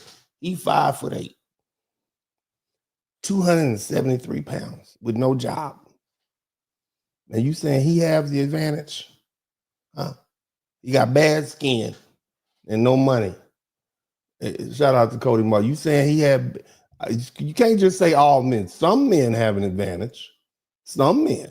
They're the men that a lot of women find attractive. They might have them. Not all men. We have generations of young Black men who have been raised by people with the same ideology that there's just not enough of them as there are for us. For us, I mean women. And so you get. But it don't matter if you're a short, fat dude and you're bad built. You ain't got no money. It don't matter if it's a lot of women. No, none of them want you. That's what you need to. None of them want to talk to you. None of them. Your breath hot, you're ugly, you got a bad haircut, okay? None of them want you. It don't matter just because you act like just because it's 10 women in the room and 10 men in the room, they supposed to pay off. That's not how the real world works, baby. At all. That's not how it works. The real world works, it's gonna be several women that like the same man. And they would rather fight those women for that same man than fool with this other dude that none of them want. That's how it works. That's the real world. But I don't go ahead and keep this. Is why you don't listen to these young. This is not even common sense. Okay, this is the problem with the gender war. You got all these people who don't actually have any experience with any substantial, long-lived, deep, abiding relationship. They don't even know what they're talking about. Into things like competition over men, man sharing, looser requirements for things. You don't think that was around before? Like marriage. I have things to add. Yeah, add that, brother. Let's talk about Alexia's first point about the gender. I'm not about to read this small ass type, sir. I'm not about of there being more black women than there are black men. No, or just more women than men in general ahead. for everybody's racial groups. No. You know what we're gonna do? You can type this into Google. Major changes in black family structure by Washington Post. This was published in 1997. Right now. Yeah. It's a very short read, very informative. Look it. To Kaaya's coming for you. Wait to make your man some breakfast before I do. That's why y'all hate her. Go ahead, baby. Cooking with Kaaya. Cooking with Kaaya. Cooking with Kaaya. Cooking with Kaaya. Let's stay for a while. Yeah, that's what we need. We need this. See, all that. This will end all that gender war. Start cooking, baby. Yeah, cooking with Kaaya. Cooking. I'm gonna be serious in a minute, but I'm gonna have me a little fun because them other people was dry. Let me put my own music on. Get the movie. Keep doing what you're doing, cooking with Kaaya, girl. Look at that. Look at that. Look, I'm just saying, we can do a gender war. We need some more cooking with Kaaya out here. That's what we need. We don't need no more of these. we don't need no more of that other stuff. She ain't talking a lot. Okay, she's not even talking. She's just in there cooking. Show me some more food. Show me some more. Yeah. I want you to understand something. She got the little tattoos. Okay. You got a little bit of GloRilla, and you got a little bit of housewife up in here. Okay. Look at that. Yeah, a little bit of love. That looks delicious. Okay. Delicious. I'm not gonna even lie. That is delicious looking. Yeah. Keep on going. Keep on going. Look at them Kaaya girl. Go ahead. Yeah. Yeah, cooking with Kaaya. That's right. Yeah. I don't need to see your booty. I like to eat. Give me that food back. Yeah. See this right here? It don't matter if you go to work with a briefcase or a hard hat. You want to come home to that. That's it. Look at her. Look at her in there cooking. Yeah. Go ahead. You're doing what you're doing. That milk, I don't know where you get all that milk from. I'm not lactose intolerant. I can't eat all that. Hold on. Some potato. Yeah. Yeah. He is cooking and cooking and cooking. Yes. Keep on cooking, baby. Keep on cooking. Let's see what else we got. What else we got? Woke up beautiful again and craving attention, so I decided to make some bitches mad from scratch. Oh, did you? Oh, hold on a minute. What did you say? This morning I woke up beautiful again and craving attention, so I decided to make some bitches mad from scratch. That's why they hate that her. That's why they hate her so bad. That's why y'all mad at her. So I decided to make some bitches mad from scratch. That's why they mad at the little lady. I'm just happy to see a little young black lady getting all this attention. I like that. I like this. I like this. A real. Go ahead. Yeah, what you cooking though? That's all I want to say. I ain't worried about the little. Yeah. Go ahead, cook. I think she like when she keep rubbing on my belly. Get the. No, where the food at? Where's the food, Kaaya? You said cooking with Kaaya. That's why I'm here. Where? I want the food. No, I want the food. Don't play with me. I'm a large man. I like the cooking and the eating part. I don't want to see all that. Let's see what else you got. Second video. Okay. Eating with Kaaya. Eating with Kaaya. Okay, let's see what you got. You keep throwing your booty around. Go to the food now. I don't have time for that. So today I actually cooked the food and I didn't eat out.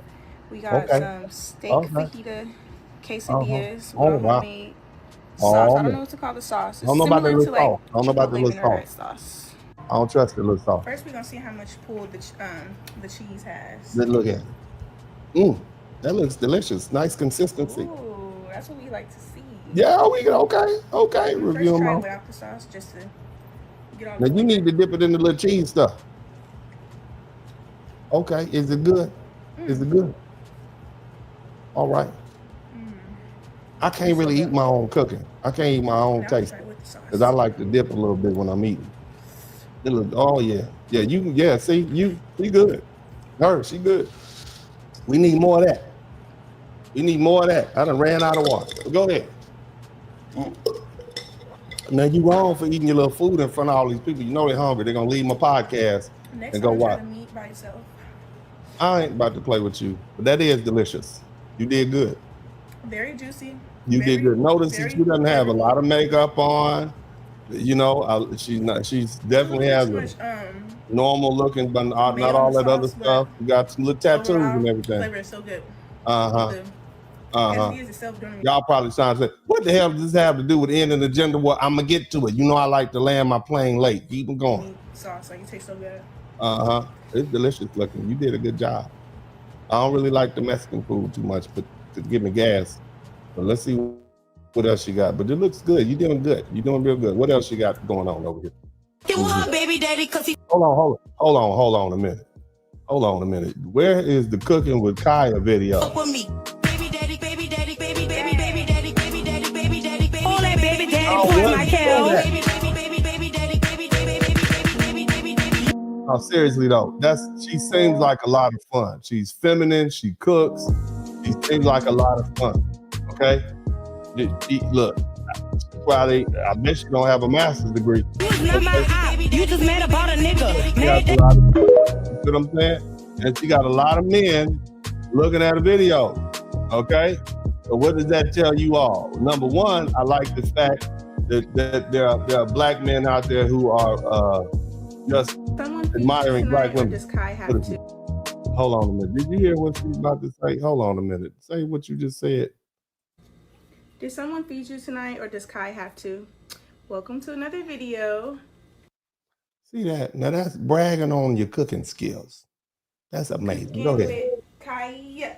Cooking with Kaaya. Cooking with Kaaya. Cooking with Kaaya.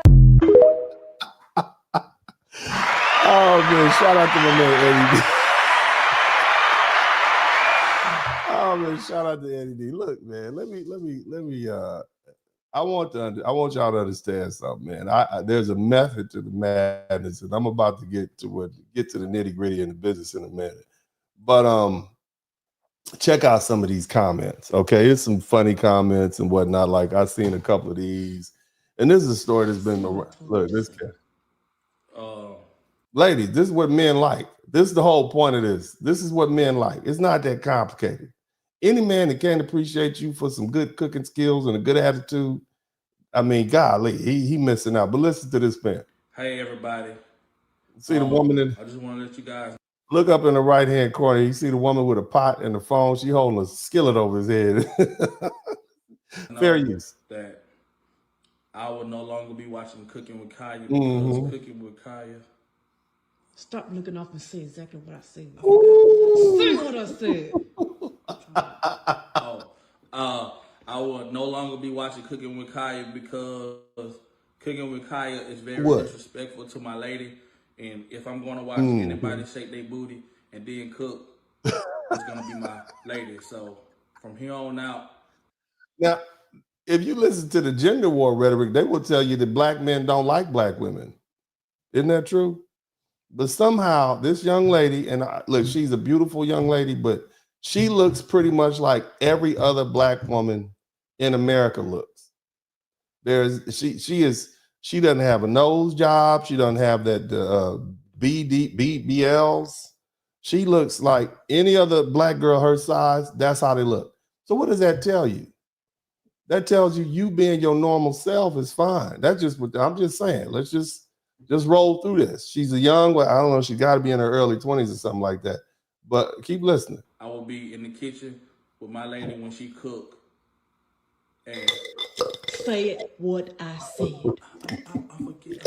Do you need me to hit you with this pen? Say what I said. Don't get hit, dog. I can't watch her no more because why? It's not right. And it ain't right. I'm only gonna be watching my lady cooking. So I gotta say the slogan too. Yes, you do. Oh man. So I gotta do the deal. Yes. So and I'm only gonna be watching her. Oh fella. And her slogan is cooking with Slim K. Cooking with Slim K. That's what I thought. You did great. You did great. Ah, that is now, hilarious. who you going to be watching? I gotta say it again. Who you going to be watching? Okay, you better say it before she hits you with that pot. That's a non-stick pot. That snatch it right back off and hit you upside your head again. Let's some more. Let's talk about some more. Go ahead. But Kaaya is just another example that y'all ain't really girls.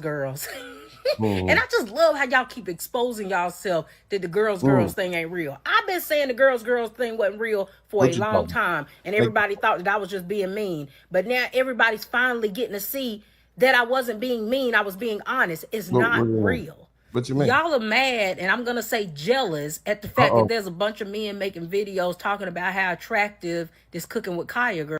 Now, y'all told me that black men were not attracted to black women in their normal selves. Y'all told me, ladies, we fighting over this gender war.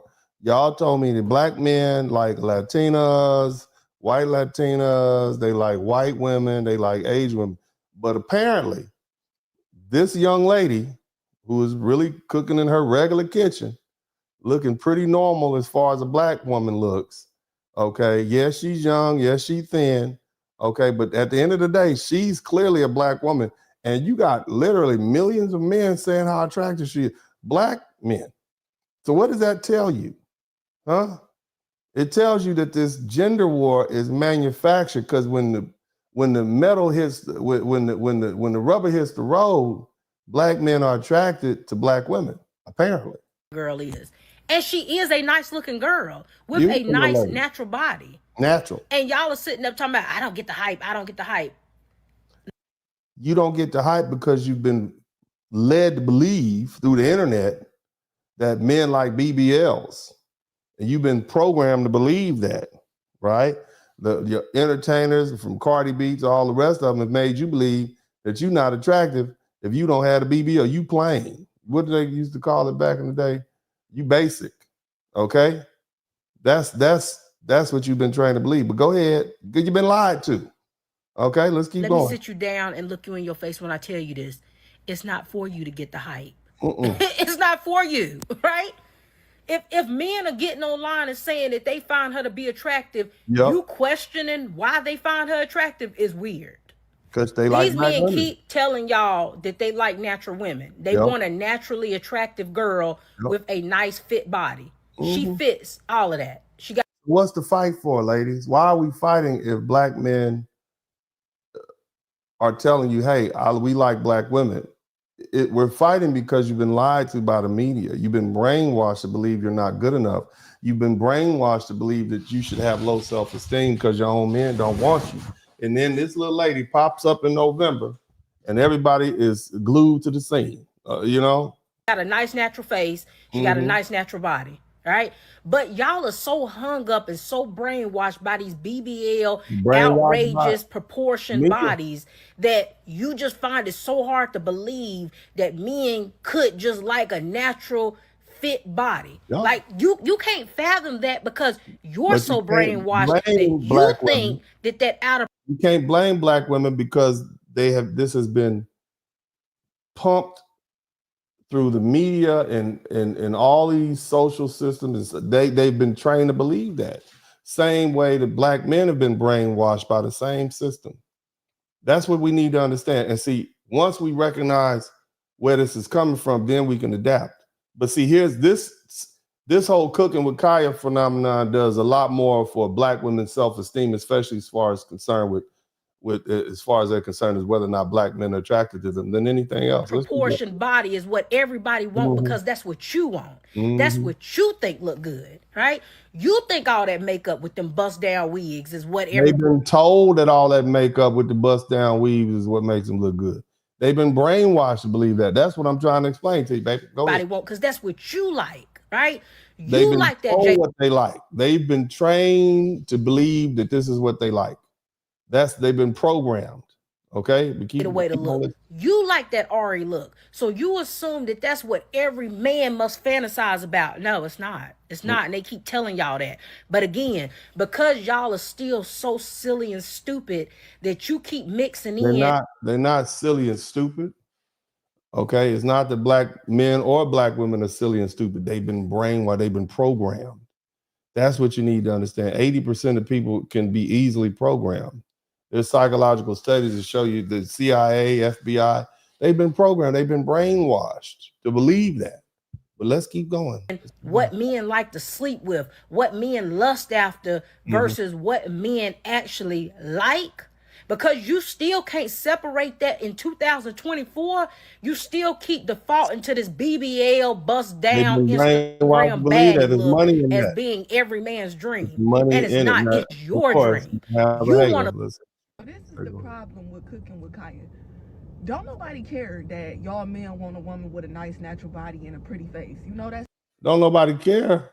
Obviously, there are women that do care. That's why they have nice natural bodies and pretty faces, ma'am. Hater. It's normal. But the problem is the fact that y'all want that type of woman to go half on bills. Don't nobody want cooking and she ain't got to go half on bills. What you talking about? Not her. No, not her. All she got to do is cook that food and do that little dance. And it don't matter if you got a hard hat or a briefcase. You're going to be happy. You know what I'm saying?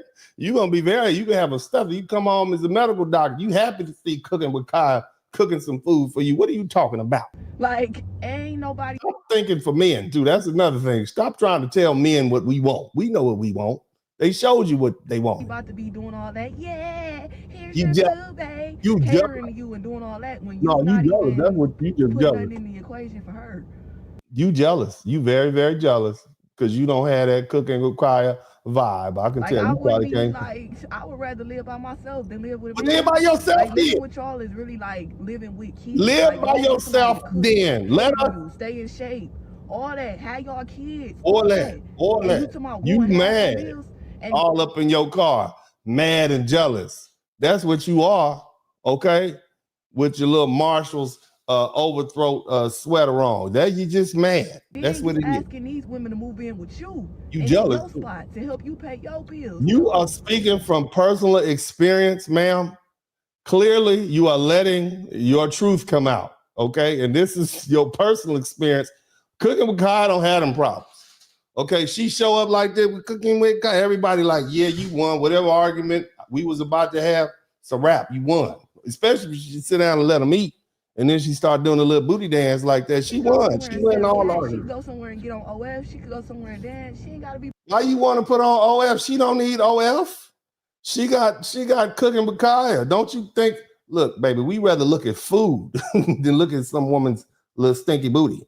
These days, we are hungry out here. We are hungry out here in these streets. Okay, so you need to cut it out. Bother with you? That's the problem. The going half on bills part is the problem. Anybody who lips go down like that, where they talk.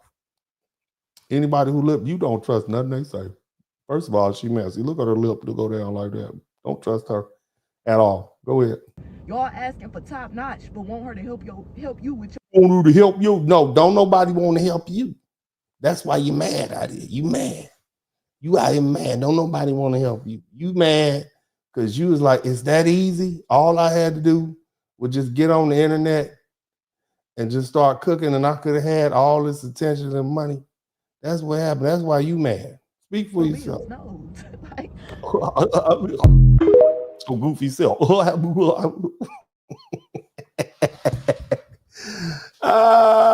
It's your goofy self. Go ahead. Ladies and gentlemen, somebody please explain to me what is so important? Why has this young lady Cooking with Kaaya? Why has she sparked so much interest? You know on why? Social media? You know why? I watch videos. All I see is just young, fairly attractive girl, attractive, and all she's doing is cooking dishes. She looks like she can cook very well. Black women see her as plain. She looked like they used to look when they were young before they start doing all that stuff to themselves, and they like, damn, I could have just stayed being me and throw a little salt and pepper and start doing some cooking. I didn't have to do it. I didn't need to get this master's degree. You mean that's all I had to do? So now they mad. Now they mad. She ain't all that. But you know what? That mac and cheese is all that. I can tell you that. That mac and cheese looks terrific. Okay? She can bring that on Thanksgiving. From the food I saw. And all she's doing is just bouncing around saying, Cooking with Kaaya, Cooking with Kaaya. And it seems like the younger men, it's a lot of older men too. Older men like that. Every man is looking. Babies like to look at that. I bet if it was a baby in the room right now, He be like, little drool coming there. Yeah, the babies like it. All men like. What you talking about? Like they like her. They say, "Oh snap!" She somehow became some kind of sensation. She is a sensation. Okay, keep going. And not only that, it seemed like to me because men like her. These women have spawned up some deep hatred for this young lady. Yeah, she cooking. She cooking. Don't nobody want to say. She cooking and she enjoying it and she cute. They want her to go out there and be in that little 304 phase. You know what I'm saying? Look, go get dirtied up a little bit. Don't be all cooking and cleaning and in the kitchen clean too. But again, they've been lied to. Okay, you got to understand. They've been told we need to be strong, independent, and don't need a man. The system has told them they lie. And here she's getting all this attention, and all she's doing is just cooking. So it's messing with the programming. That's what I need you to understand. And so you can't blame the women for this backlash. You know, it's like if a dude that comes in, he got the money, the car, he got the six pack, he rolling, it's gonna be some dudes hating on him. You see what I mean? Because like, damn, you know, that's competition. Damn, you know, golly, that's what it is. That's another thing. For no reason at all. How is it that a woman bouncing around, cooking food, chanting her name can make you dislike her so much? And I don't think it's her that y'all dislike. What is y'all just don't like men that much. Anytime you see men that seem to be enjoying themselves, you got to just stop that. Nah, they don't like all the men enjoying seeing that woman. That's what the problem is, brother. They don't like you like her. She ain't even that cute. That food don't even look good to me. You ain't even tasted it. Keep going. Men can't enjoy nothing. All she doing is cooking some food. She doing more than cooking. She doing more than cooking some food now. She is out there showing off. I don't know, like what? It ain't nothing to tell you. Mm-hmm. Cook. This next video right here is I want you to check this out. This is a healthy take. I want to see some cooking with Kaaya. After this, we're gonna go ahead and get to the lesson, okay? But let's go ahead. Let's hear what she got to say. Yeah, cooking with Kaaya. I have a hot take that I feel like nobody has been talking about due to the Cooking with Kaaya uproar. By the way, I'm a Cooking with Kaaya fan, and so is my man. We support her fully. I want to say something, y'all, because I feel like a lot of women, especially black women, you guys are attacking her like you're crazy. I don't know why. Now, it's a lot more than just black women attacking her, because there's some white men out there, some Mexicans, Asian men. Men speak the same language, and they communicate in food. So it's not just black women. But go ahead. But I want to say something that I haven't heard anybody say because it's just important. So one of the things that I always see a lot of black women, not all, but a lot of you guys are on this platform. Just type in black women hate men. You'll see the videos of them hating on black men at all costs. What's one of the things most black women have been saying on these platforms? Black men don't like us. Black men hate us. Black men don't uplift us. Did anybody else pay attention to the moment Cooking with Kaaya came out? How many black men were on her, uplifting her? And then look at DDG put her on. And Ali Choppa made a video of her. You understand what I'm saying? But black men don't like us. Black men don't uplift us. Cap. It's cap. I want you to understand that. Think about how important what she just said. Here we are. We have had a gender war brewing for 60 years, is it? 15? It's been very intense since the rise of social media. And if you would believe mass media, they would tell you, they would have you believe that black men don't find black women attractive, that they don't like black women, that they want to have nothing to do with them. But here comes this little lady, right? Here comes this little lady, a normal looking little black woman, beautiful, but just pretty normal as far as black women go. And you got basically men gawking over her, right? She's not singing songs. She's not stripping down to her skimmy. She's not on OnlyFans. All she's doing is cooking. And you got all these black men out there supporting her and showing her love and whatnot. So it tells me that the gender war, this animosity, is a lie. That's what it tells me. It tells me that it's manufactured. And I want you to keep that in. Out of respect, I'm going to let this lady finish. False. You know how I know? I started my platform talking about men in general. Do you know who's the main men who supported me? Black men. That's why I make all of my content towards black men, because they're the only people who stood by me. Okay? Wait. Another thing. I find it very funny that a lot of black women like to say they only like wigs. They don't like natural. They don't like women like plain Janes. That's because they've been programmed to believe that by the system. You understand what I'm saying? They've been programmed to believe that.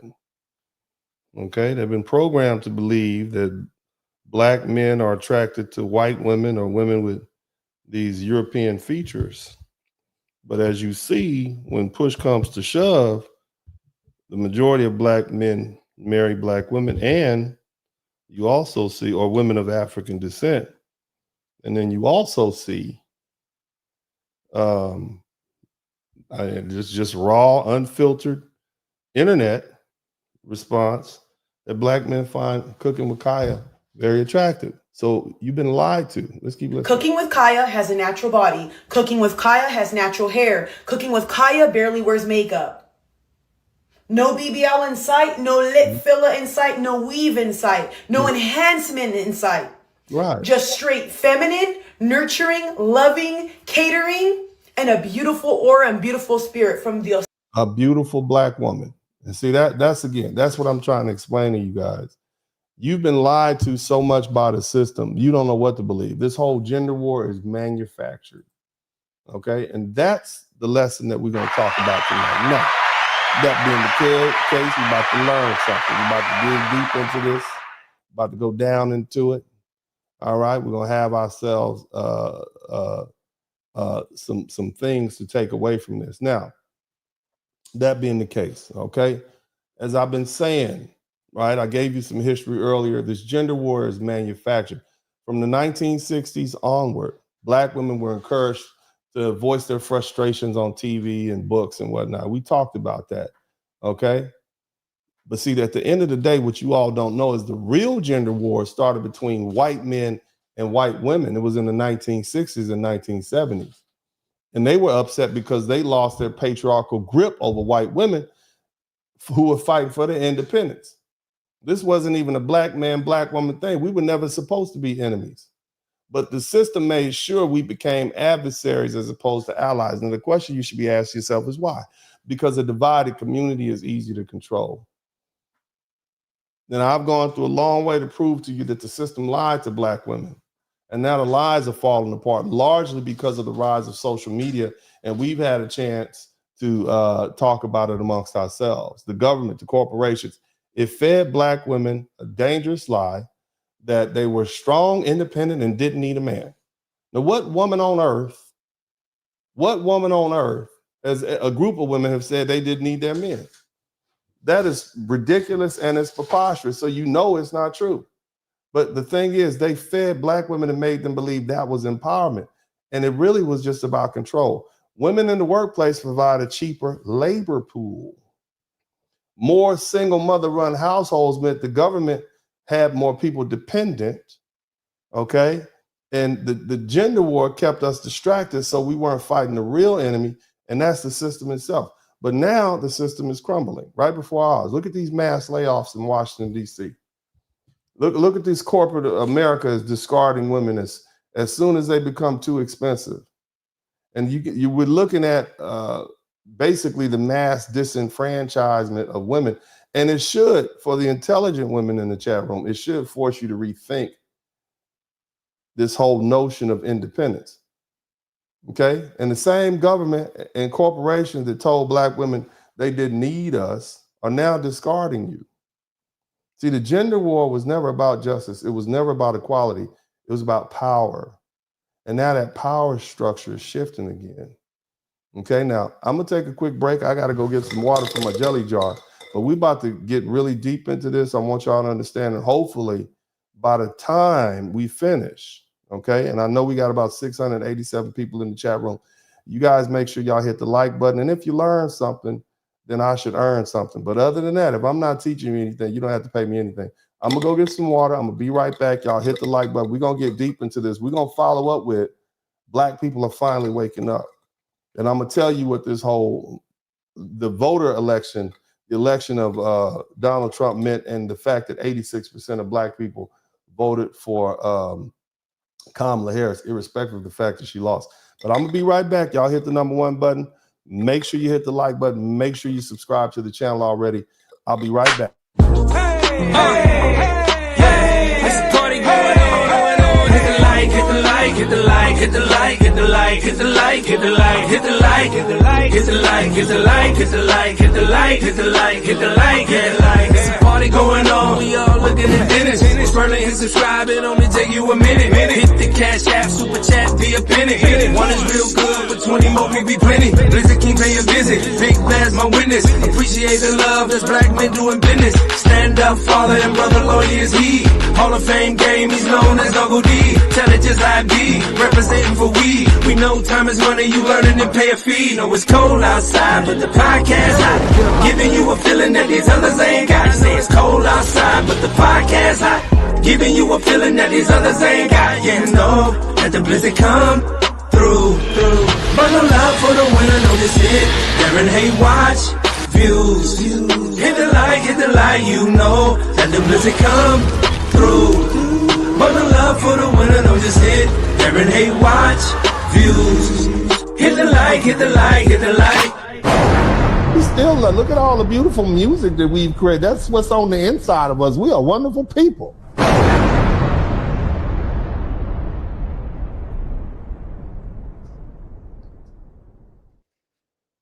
All right, so welcome back to the broadcast. I got myself a full cup of jelly jar full of water. And I want to begin to put things in context for you all, okay?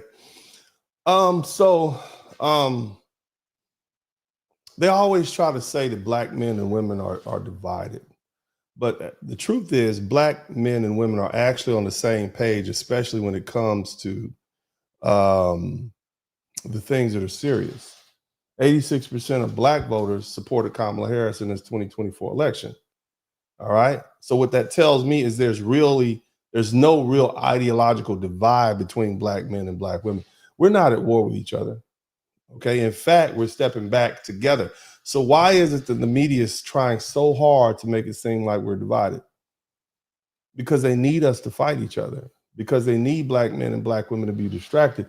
Because they're panicking now that Black people are no longer blindly throwing ourselves into battles that don't serve us. Somebody type Black people are resting in the chat room.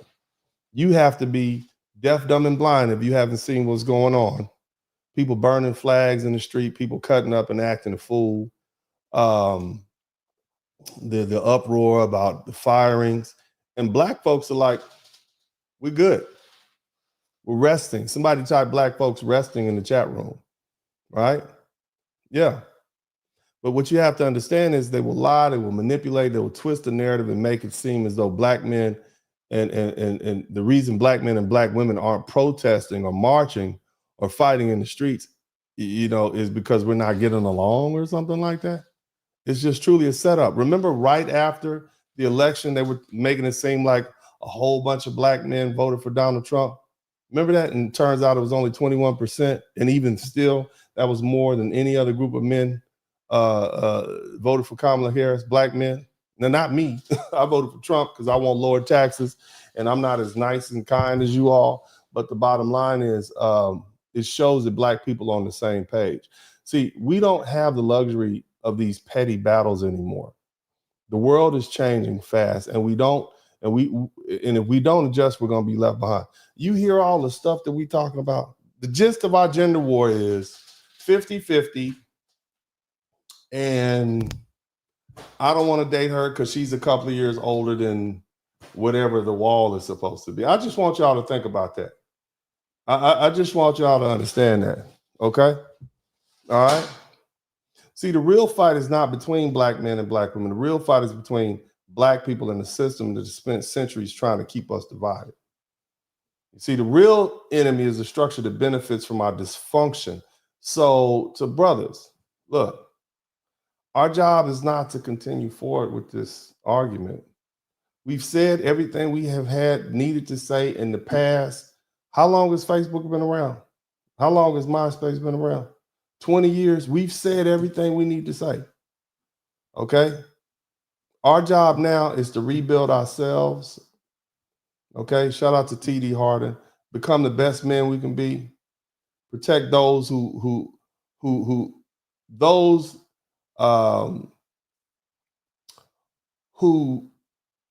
fit the requirements to qualify for our protection, and lead those who adhere to our leadership. Okay? You can't lead nobody that don't want to be led. Okay? Now, to the sisters, if you're ready to put the past aside and move forward, the vast majority of these black men will welcome you. Did you see the response that Cooking with Kaaya got? She ain't out here with the lighten up skin and the fake eye contacts. She's not out here with the BBL. She doesn't have a master's. I don't know what the young lady has, but I'm assuming she doesn't have a PhD. She's a pretty regular looking black girl. Her superpower is that she's cooking and she do a little booty dance. And most of y'all can do a booty dance right now. Don't send me any videos, but I'm just saying. You understand me? So it obviously doesn't take that much.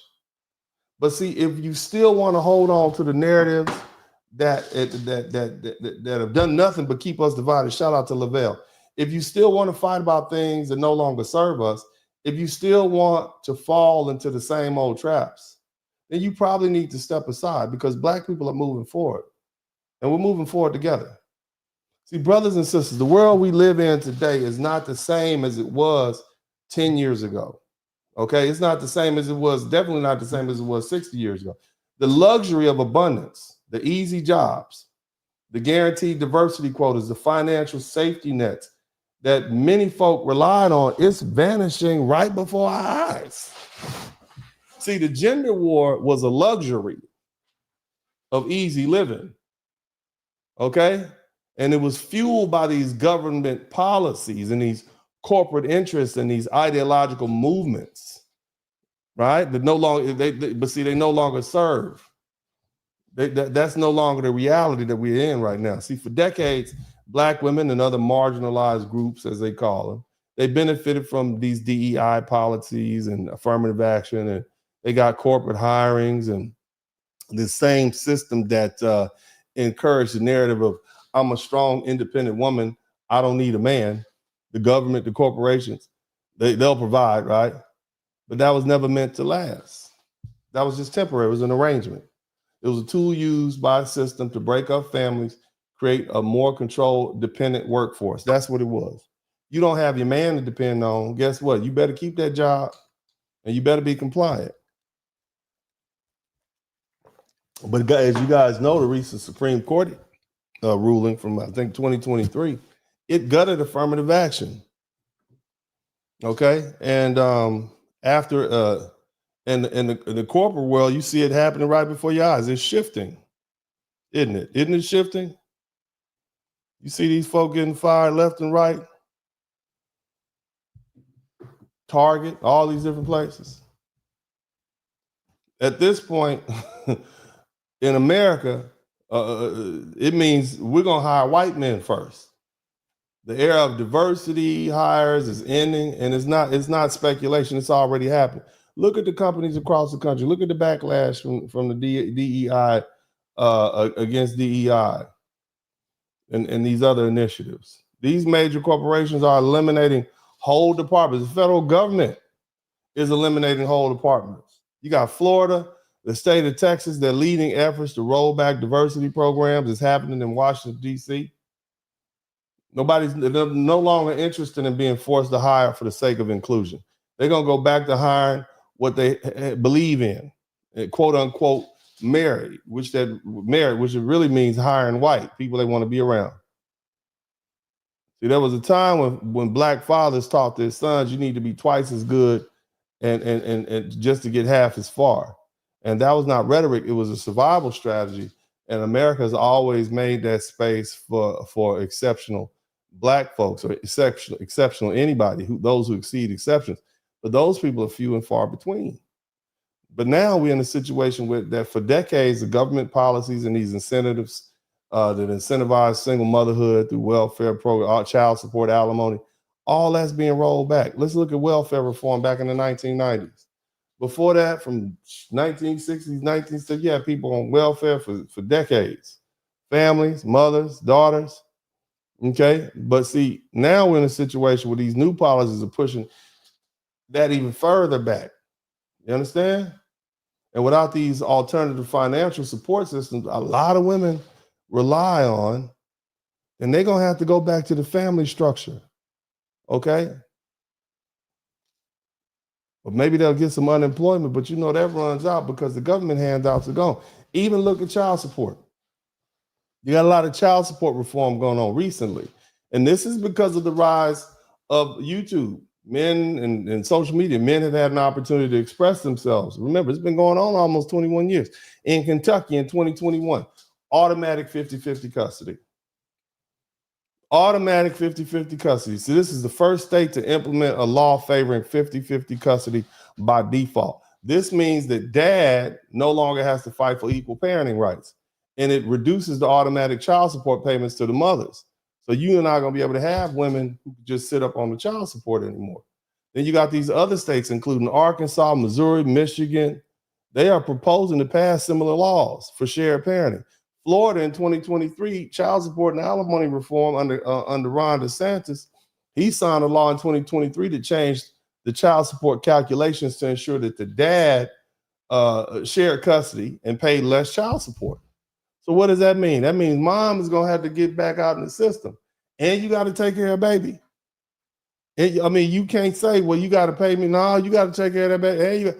So it's looking like, yeah, we're making it a little difficult to live that strong, independent woman lifestyle. So what is going to happen? Okay, another thing they did in Florida, they eliminated permanent alimony. So you can't get divorced from your man and then live off his money forever. So what does that mean? That means remember what I told y'all why Black folks stayed together? Remember that earlier? They stayed together because they had to. See, if you incentivize people to get divorced, incentivize people to have children because they know they're going to get child support, then guess what they'll do? They're going to be a large percentage of people to do that. But what about when that option is limited? Well, you have to go back to your traditional role as a woman. Because you can't, they're not allowing you to separate that man from his money because you have a divorce paper, because you have a child. This is what's happening.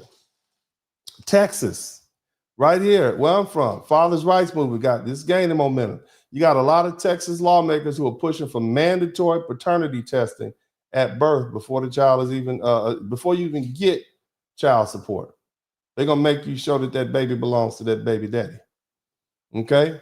And they're reassessing child support orders for financial fairness. So what's the impact? The impact is, number one, you're going to have a lot more fathers with equal parenting time, a lot more mothers who are not going to have full custody, and it's going to force them to share the financial responsibility, okay? And the most important thing you need to understand, it's going to influence people to say, hey, hold on a minute, maybe we need to consider this marriage thing again. And when we talk about alimony reform, it's not just in Florida. 2014 alimony in New Jersey. Well, my people from New Jersey, right? My people, they restricted the alimony to a number of years, so you don't get it forever. Same thing with Massachusetts. That was the first major alimony reform, right? One of the first states to get rid of lifetime alimony. You got other states following along: Utah, South Carolina, Alabama, Georgia. So if this is what's happening now, what's going to be going on in about the next 5 or 10 years? You see, look, this is what you need to understand. Okay. And I know I'm talking fast, but I want to get y'all out of here before it's too late. I don't want to have y'all in here at 12 o'clock. But the reality of marriage and future relationships. See, another thing, for too long, the mainstream narrative has pushed an unrealistic fantasy about relationships, that marriage should be about love, right? The financial security you know, it shouldn't even be something that you're a gold digger if you're thinking about your man being able to pay. Okay? But on the flip side, they tell you a woman should never depend on a man. Okay? But what you need to understand is that throughout human history, marriage has been a contract. It's a partnership for survival. Okay? Legacy, mutual benefits. Romantic love is something secondary. Even in America, the modern concept of marrying purely for love has only been something normal in the past 150 to 200 years. People got together because they needed each other. You see? But when you have an artificial system, a government, corporations who come in and make it so that they don't need each other, of course you're going to have less marriages. All right?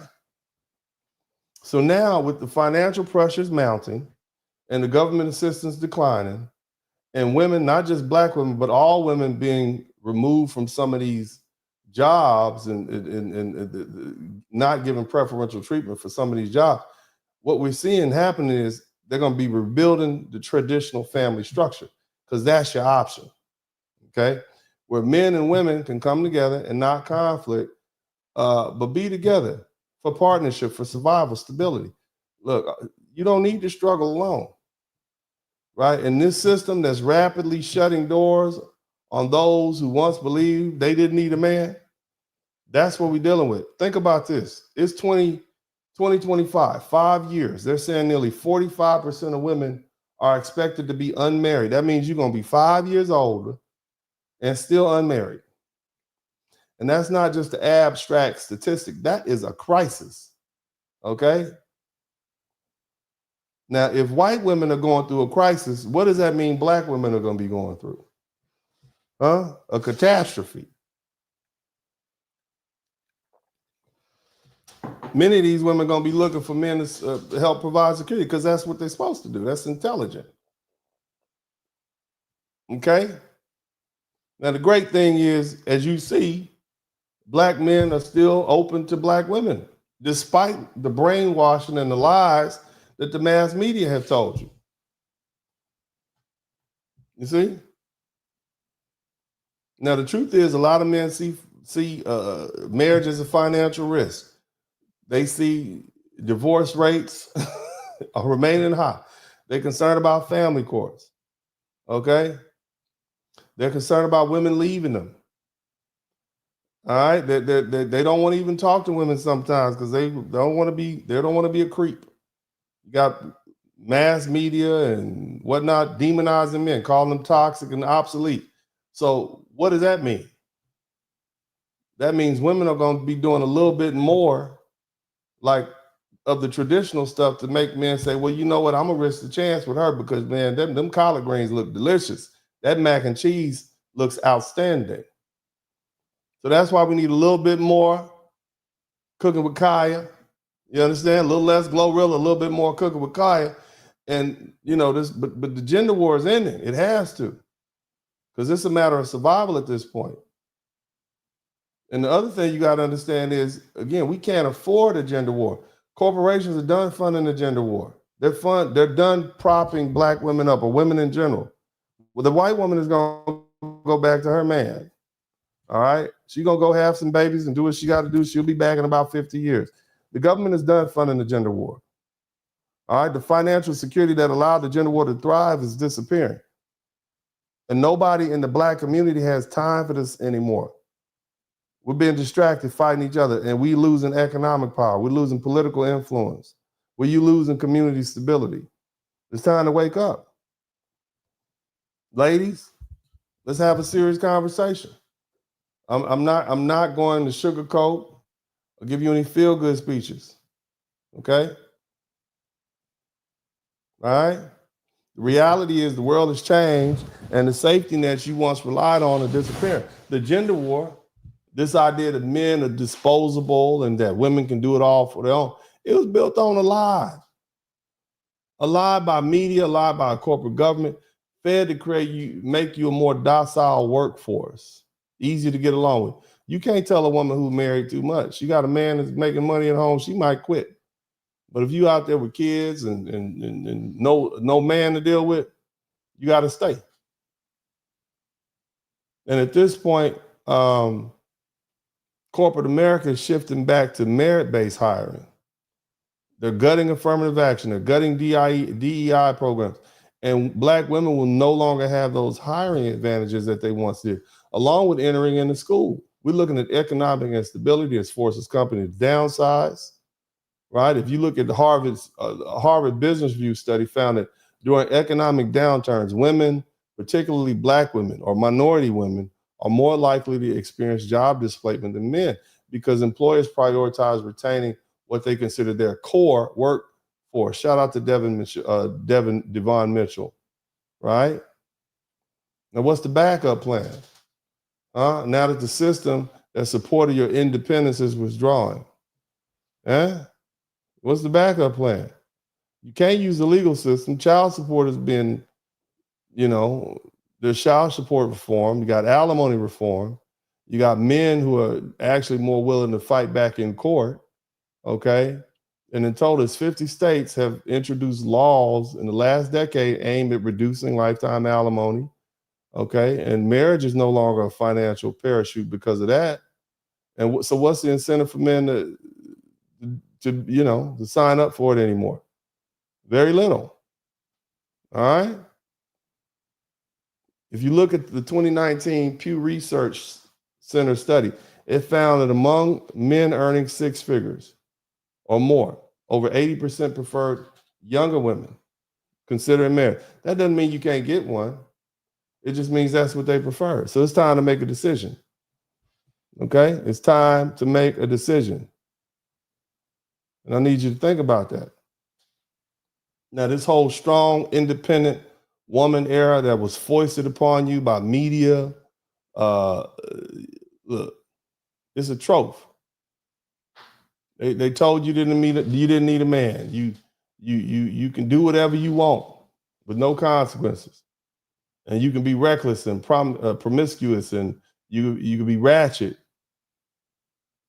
But all of that is dying now.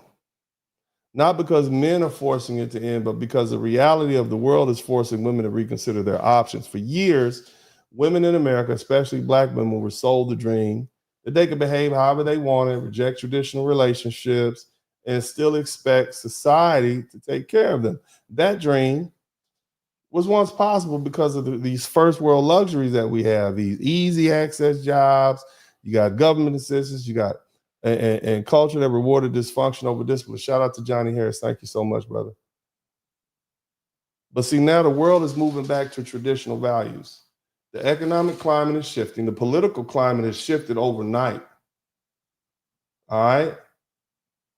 And if you want to look at some historical societies facing economic hardship, what did they do? They returned to family. During the Great Depression in the 1930s, single women struggled to survive.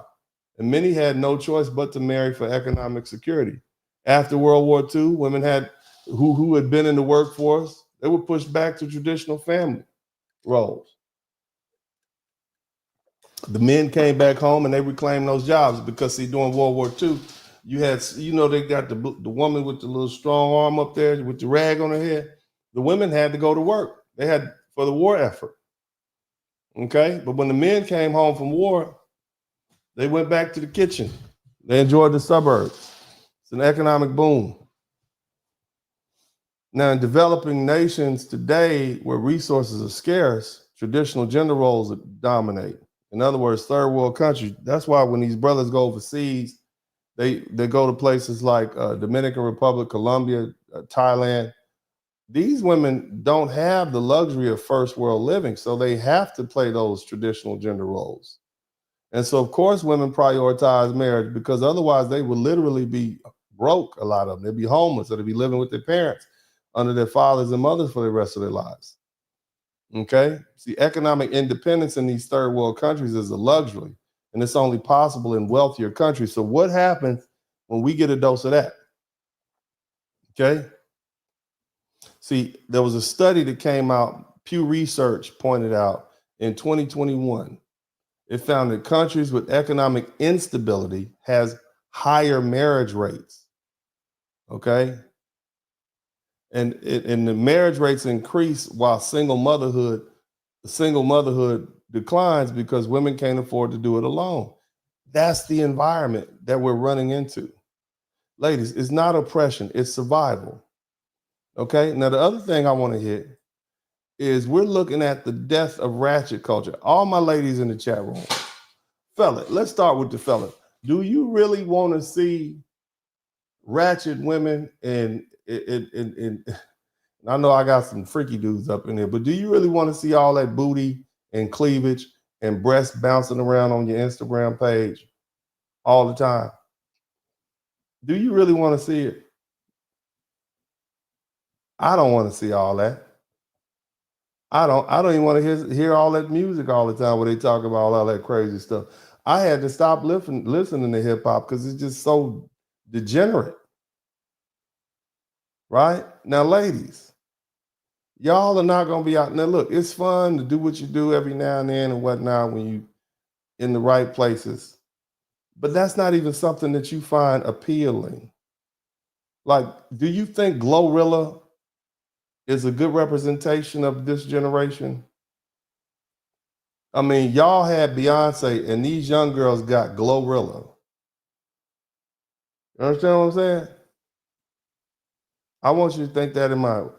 My generation had In Vogue. Y'all's generation had Beyonce. This generation got GloRilla and Sukihana. That is deplorable. And so for the past 20 years, this modern media of ours has been pushing these degenerate images of Black women, right? And in the meantime, feeding you the notion that women can just behave however they want. They can be as promiscuous as they want to be. They can be disrespectful. They can be reckless. They can be aggressive and still be able to attract a man. And y'all know that's a lie. And this ratchet behavior is only tolerated when a society is wealthy. The party girl, the hot girl, the city girl mindset, it only works in a stable economy where women can secure jobs and live comfortably without a man. When times get hard, when men no longer tolerate disrespect and promiscuity or this reckless sexual behavior, they choose women who show signs of stability and discipline and family values and nothing. What this means is it's going to be less GloRilla and more cooking with Kaaya. Because see, women who show they can cook, they automatically are perceived as more stable. They automatically look like somebody you want to build a family with. Men are intuitively attracted to women who cook. The fact that she's cute just helps, okay? Cooking signifies peace. It signifies nurturing, okay? It means I can go home and win. But if you got these other ladies like a GloRilla, and I don't want to disrespect that young girl, but what I'm saying is she's just a symbolic of something, right? She's symbolic of the women who've embraced that dysfunction. That's going to be left behind. There was a study that came out in 2022, the study by the Institute of Family Studies, and it found that men overwhelmingly prefer traditional women for long-term relationships, while promiscuous or aggressive women are viewed as short-term options at best. What am I saying? I'm saying we need a little less GloRilla and a little bit more cooking with Kaaya. Okay? That's all I'm saying. I'm saying that you're going to need a little bit of both, but you're going to need a lot more of the other. Now, here's another thing you see coming, and I might offend some rainbow folk up in here, but you're also going to see a pushback against the LGBT movement. All right? Not all of them alphabets, but especially the L's. Okay? The luxury of exploring alternative lifestyles for women, right? In these difficult economic times. Women cannot afford to rely solely on another woman's financial security. Ladies, all the ladies in the chat room, do you feel like paying for a whole nother woman right now? Okay, do you feel like you and your gal, y'all got together at the second year of college and y'all just buddied up and y'all decided to stay together, right? That y'all did. Y'all stayed together. But what you need to understand is in first world countries, women can experiment with these non-traditional relationships because you got financial security from jobs and government assistance. But when the job opportunities shrink and the economic hardships rise, women are going to have to return to traditional relationships with men, not because of ideology, but because of survival. So begin to ask yourself, is this stuff that you really wanted to do? Because if you really wanted to do it, you would do it, right? Turn up, go ratchet, have your girlfriend, whatever you're doing. Or is this, just think about that. Shout out to Penny Ford. Thank you so much, baby. I appreciate you so much. I appreciate you. She said, okay, I'm going to read Shaka Khan. Yeah, Shaka, I'm going to read all the super chats in a minute. But here's what you got to understand. Men provide stability that women can't replace. Men are biologically and socially conditioned to provide and protect women, even in same-sex relationships. They struggle to provide the same level of security.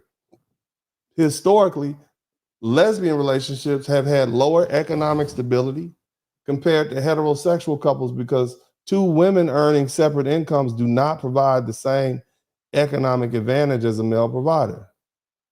Now, there was a study that came out by the Williams Institute at the University of California, Los Angeles, UCLA. Shout out to the Bruins. Go Bruins, right? Anyway, lesbian couples have a higher poverty rate than heterosexual married couples because they have a lower combined income and fewer economic advantages associated with traditional marriage. Okay, so while women may have once felt comfortable rejecting traditional marriage and relationship, many are going to be forced to reconsider, not because of societal pressure, but because of economic survival. Do you know that lesbian racial relationships are the most violent? Shout out to Lavelle. I see why, because they poor. They need their money. They don't have no money. They're over there fighting each other with tampons and such. You understand what I'm saying? They're like, girl, you give me the, they broke. Over there fighting, trying to live. And on the flip side, the most stable, peaceful relationships are when dudes get together. You know what I'm saying? Oh man, isn't that something? The money just messed up the love. Ain't no money, ain't no love. Now that being the case, I need y'all to understand all these economic issues are showing up, right?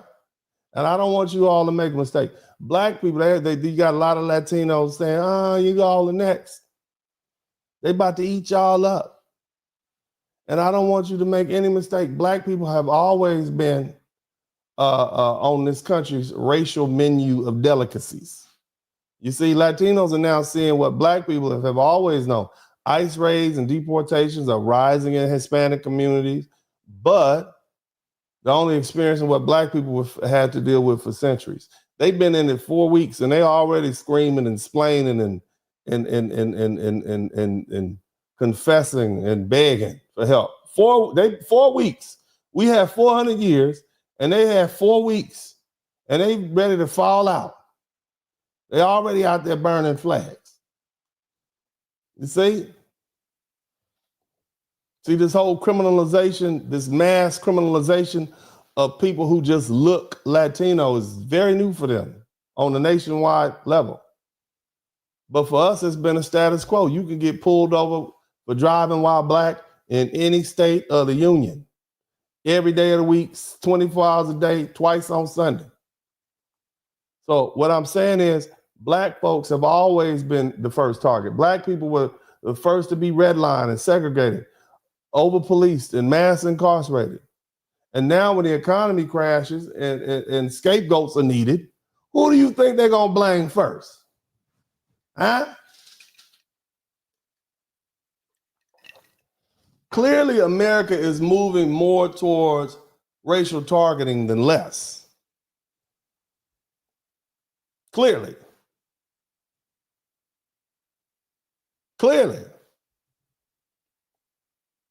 So what we need to do is recognize that this whole gender war and us not getting along, this is passé. That's French for old. Look at that.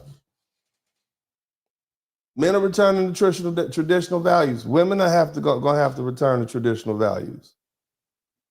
And women who reject these traditional values are going to get left behind. Okay? More importantly, we are tired of seeing black people fight with each other on the internet. Aren't we tired of that? Huh? Aren't we tired of seeing these people? Look, the next time you see these folk on the internet fighting with each other, I want you to tell them we are tired of seeing this. Hit them with that.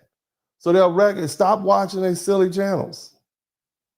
That's what I need y'all to do. I need you to stop watching that channel. I need you to make this distasteful so we can get out of this. You understand what I'm saying?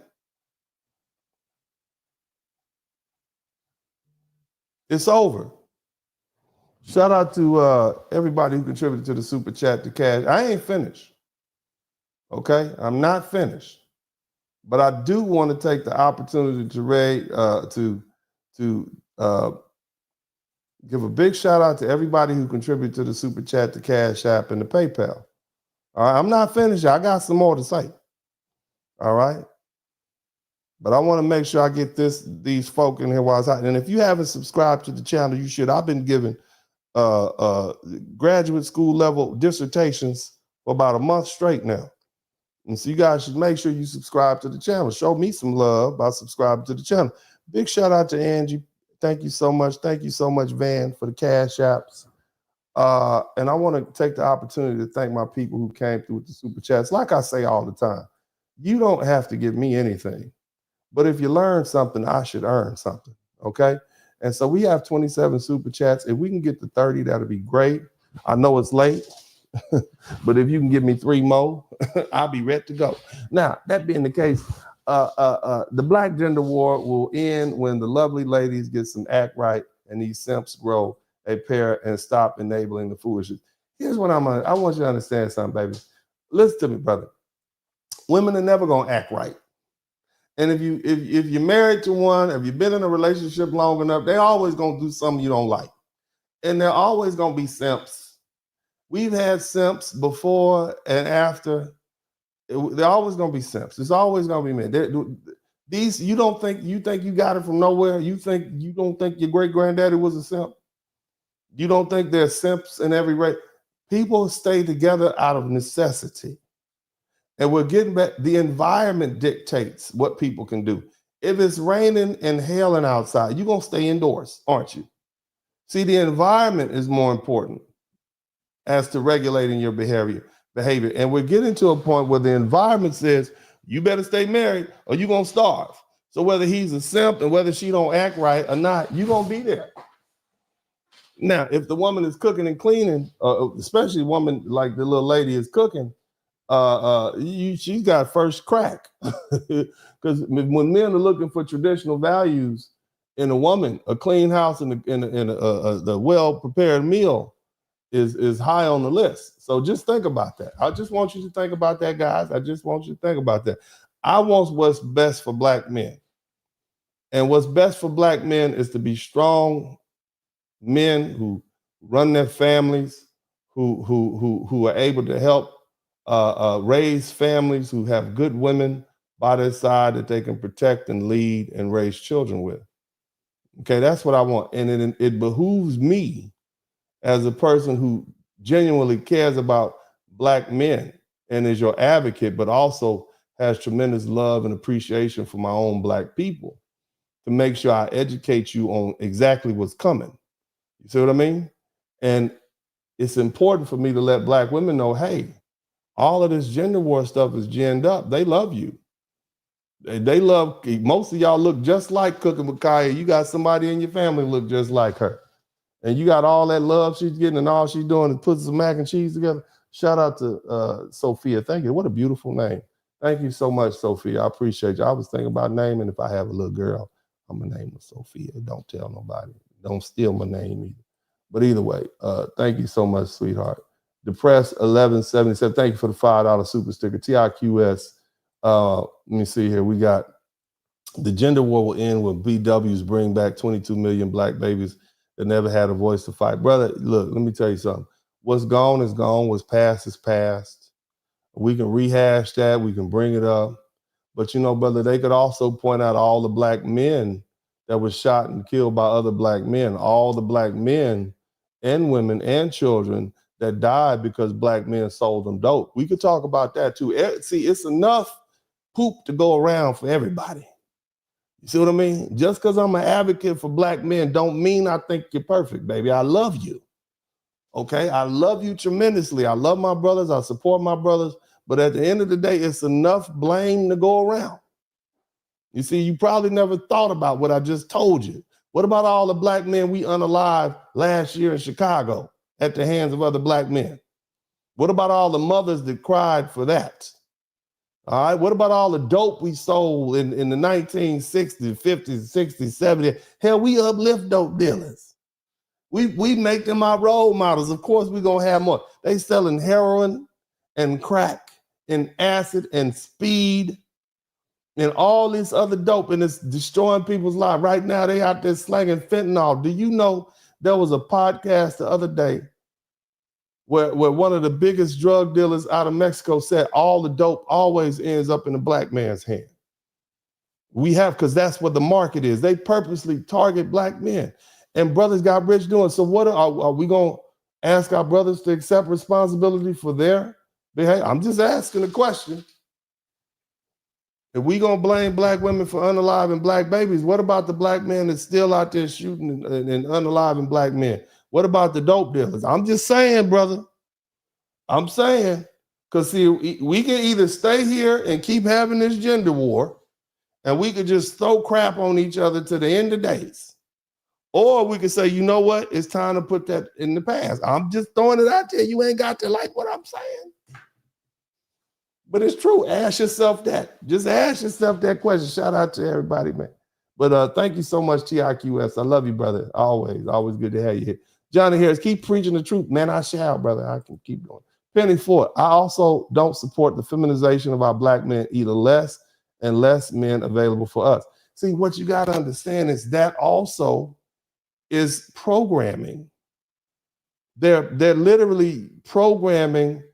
Okay, we'll prove this. We'll prove this. Something pops up in the socialization, the community. Okay, we'll put him on here. We'll put him on it. And next thing you got 30 or 40 black dudes who are effeminate. And what does that signal out? That means when you see, oh, this is the thing to do. So people get programmed to do that, even though it very well be untrue. It picks up. It catches on. It's an artificial.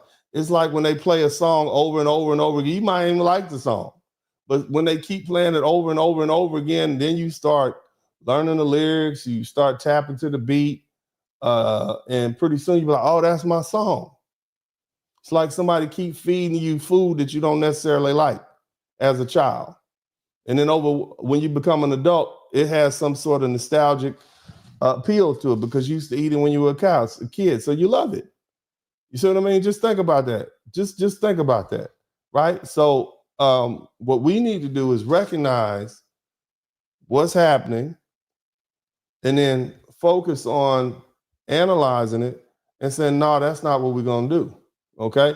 But when we get the family structure back together, when we end this gender war, when we're forced back together, which looks like what's happening, then it probably will. But thank you so much, and welcome to the membership, Penny Ford. Thank you so much.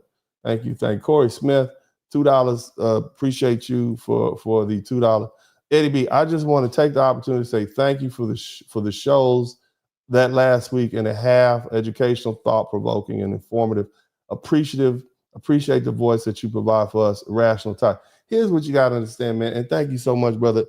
A lot of you all don't know me per se. I don't have the numbers that a lot of these YouTubers have, but it's because my numbers aren't fluffed up. The vast majority of the people, shout out to Mr. Solomon too, the vast majority of the people that follow my page are men, black men. So out of almost 75,000 people, you got about 80% black men, okay? So what that means is I got a football stadium full of dudes that show up on this broadcast every night, and that's a lot. And so this page sets trends. And I know y'all like, huh? I come up with my own content. I don't have sponsors. I don't do any frills. It's just middle-aged Uncle D with a sport coat on and a shirt. That's it. And so people come here because they actually learn something, and they take what I say and it migrates all through YouTube. You see what I mean? Because this is all I do for you all. And so, and the other thing is, for the most part, I've been correct. That's the other thing. I told you that this Pookie and Ray Ray war was going to end 4 or 5 years ago. I told you that they were going to start targeting Black women for the criminal justice system, and you see it happening. I told you that the Democrats were using these Black lawyers, Fonnie Willis, Letitia James, Alvin Bragg, as attack dogs, and eventually it was going to fail, and they were going to end up being targeted, and you see it happening. You see, and so people come here because, you know, I've studied history enough, and I've studied a lot of different politics and sociology and the law to tell you how things are going to work. So I appreciate you, brother, for the $20 super chat. And yeah, it's thought provoking, but it's stuff that we all should know, you know. So I'm y'all's little secret, you know what I'm saying? I'm a little dirty little secret, Uncle D, little dirty little Uncle secret. But anyway, yeah, man, you know, thank you so much. Also, we got 32 super chats. Try to get me to 35, baby. Let's try to get to 35. Let's just ease on down there before I finish with this. Be about peace and pleasure. Uncle D, I heard a handful of bah at work verbalize the needs for husbands. They are nice to me. Unfortunately for me, I'm a Muslim. Yeah, there's gonna be a lot of women saying they need a husband because they've been tricked and made to believe they didn't need a man, and now they getting older, and nobody who wants to work. You really, ladies, y'all really want to work till you 65 or 60, the way things are going, till you 72 years old. So you get out of college at 22, and they want you to work 50 years before you can retire. I want you to think about that. This is what corporate America told you freedom was. You won't even be able to remember your hot girl years by the time you get about 68, 69 years old. You'll be like, oh, Lord, you know what I'm saying? You'll be sitting at the front of the pew. Yeah, you understand what I'm saying? It's a trick. And if they can trick you into having children without your husband or without a man, that means you're going to have kids that's going to go off and be off on their own, and you're going to be by yourself without a man, nobody to travel with.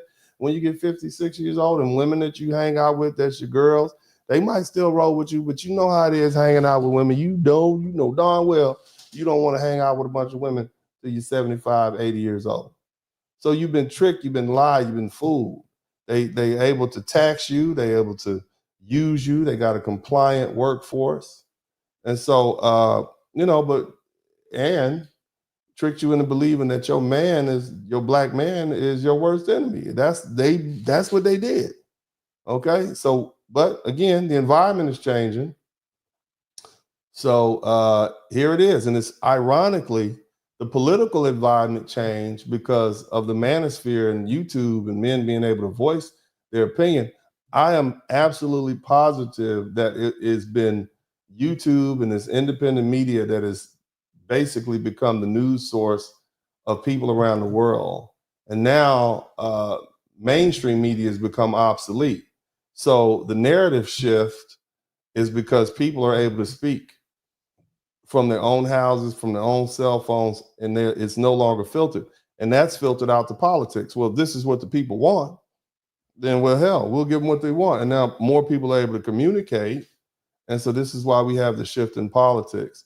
I think it's absolutely certain that Donald Trump won this election because of social media. But thank you so much. Gender lock, the gender war will never end unless something like another pandemic happens or something worse that happened towards women. Sounds messed up. Well, yeah, that's what I'm saying. The environment is changing, the financial environment. You can't be independent if you can't eat. Hard to be independent if you don't have a job. Can't be independent if you're homeless. I mean, you could be, but J Lock, the woman said they rather destroy the world if they can't take control. Yeah, that's just folk talking.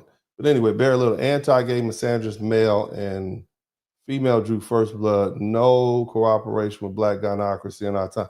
Well, see, the thing is, brother, we got enough simps and enough dudes out there.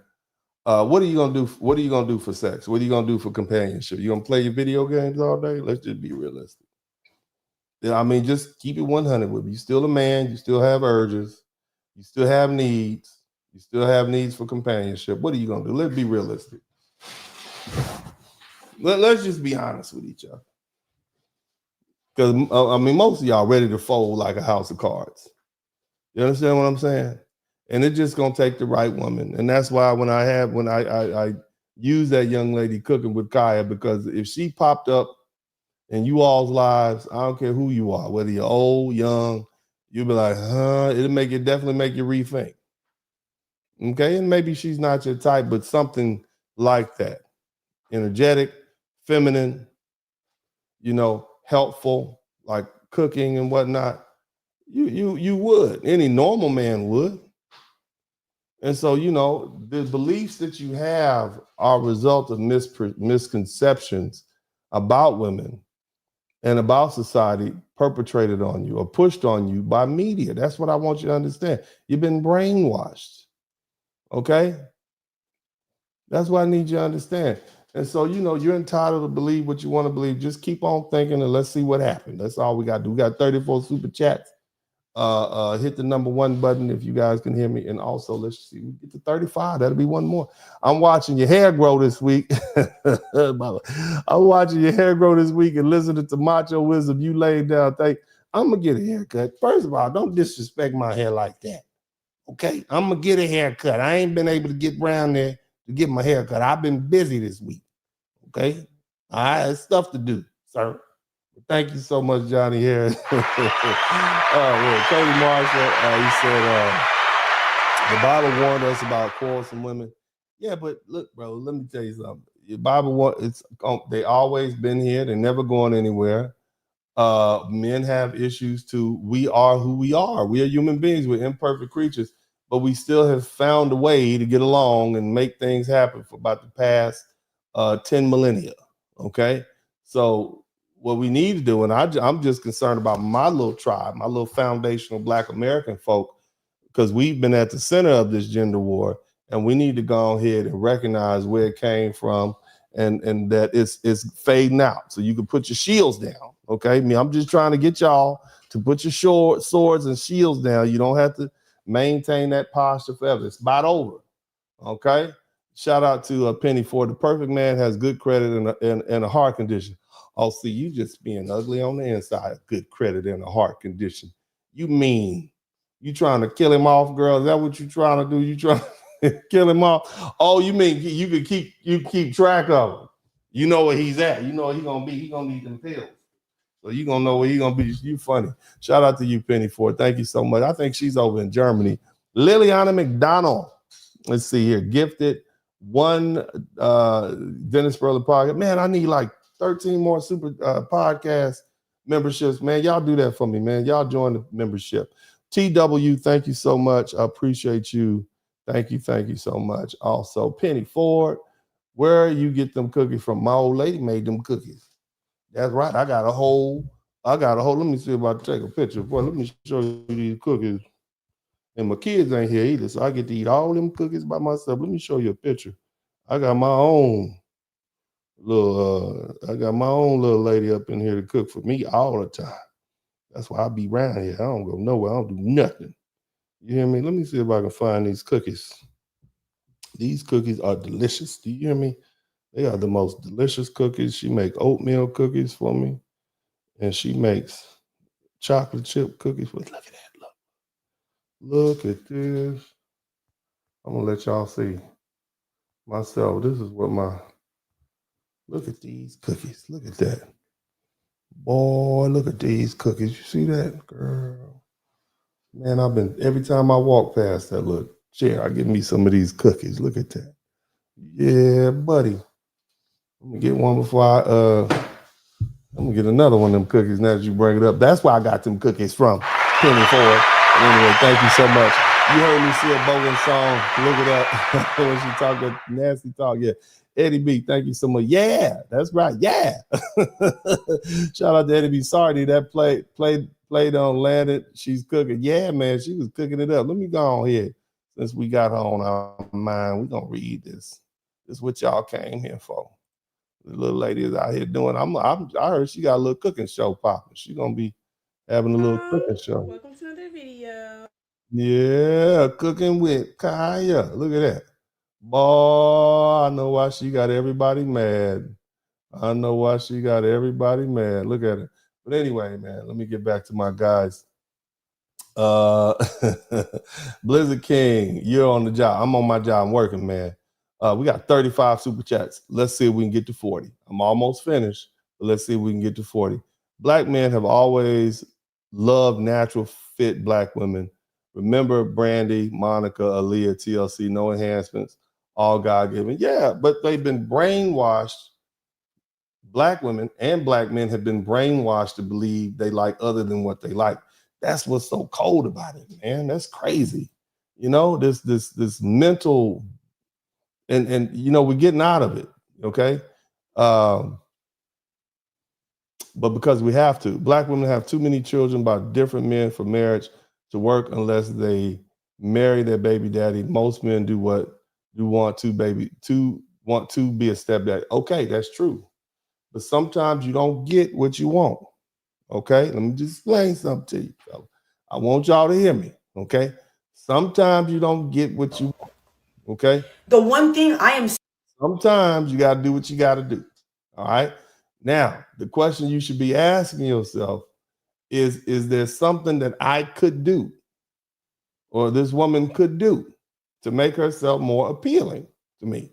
So that's what you need to ask yourself. Because what's going to happen is, if we look back into history, my grandmother had 3 kids by 2 different men, 2 different husbands she had when she married my granddaddy, and then she ended up having 8 kids by him. So this is nothing new. You understand what I'm saying? It's nothing new. Of course, nobody wants to play stepdaddy. Men don't want to marry women with debt. I ain't want to marry a woman with a dog. I don't want to take your goddamn dog. I want your damn dog in my house. Okay? But you know, you have to be a mature person and think about things. Look, you don't have to like it. You think all the women want you? I'm just saying. Just think about it. You don't think you have some shortcomings that women have to look over to be with you? Maybe you're too short. Maybe you don't have the physique she wants. Maybe you don't have the money she wants. Maybe you got poor socialization skills. I'm just saying, are we going to be alone because the woman that you would be with has 2 kids? Maybe so. That's your choice. I'm just saying, okay? It's not something that has never been done before in the Black community. I'm not telling you what to do. I don't give relationship advice. What I'm telling you is that the environment is changing and that Black people need to chill on this gender war, and we can go back and forth and we can keep on clowning each other and disrespecting each other, and all that's going to happen is the people who have traditionally pitted us against each other for their own benefit are going to use that to continue to keep us down, and we have a lot to lose. That's all I'm saying. Not telling you what to do. Not at all. Not even telling you who to date. I just wanted to point that out to you. But anyway, shout out to Johnny Harris. Thank you so much, Devin Mitchell. Good question. Yeah, excellent. Thank you, Uncle D, for common sense. Yeah, thank you too. Penny Ford said, I'm a boomer. We all remember Shaka Khan was the first BW with her belly out. Yeah, I feel for you. Yeah, and I think I know. I feel for you. I remember when she was singing the hook to that break. Remember break dance and pop lock?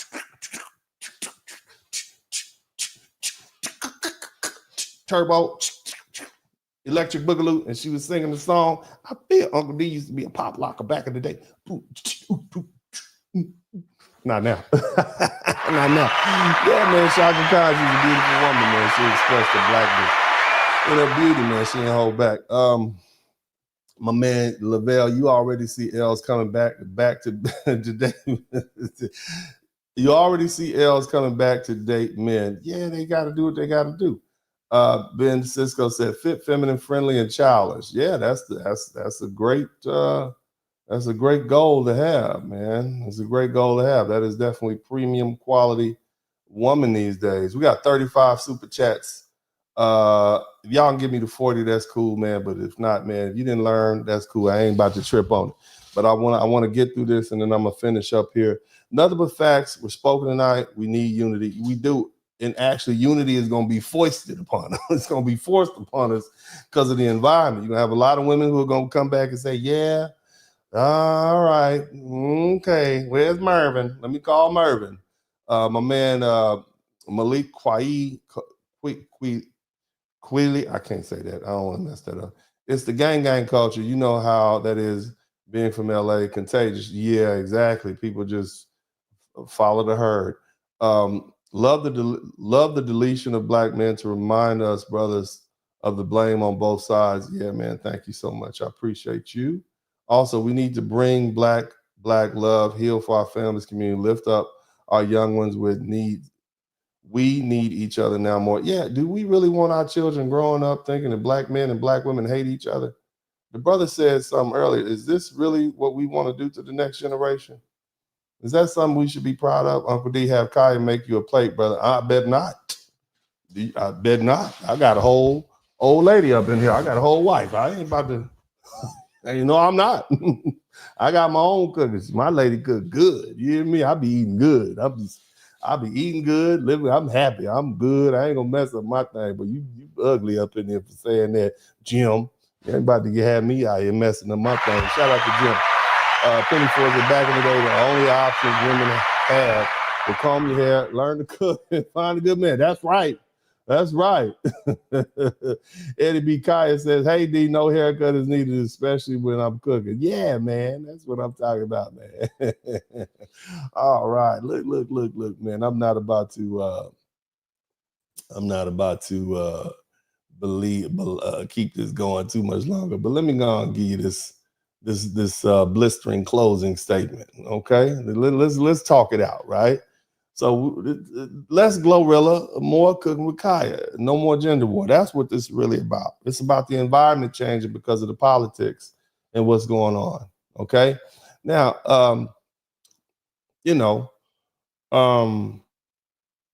one thing is clear.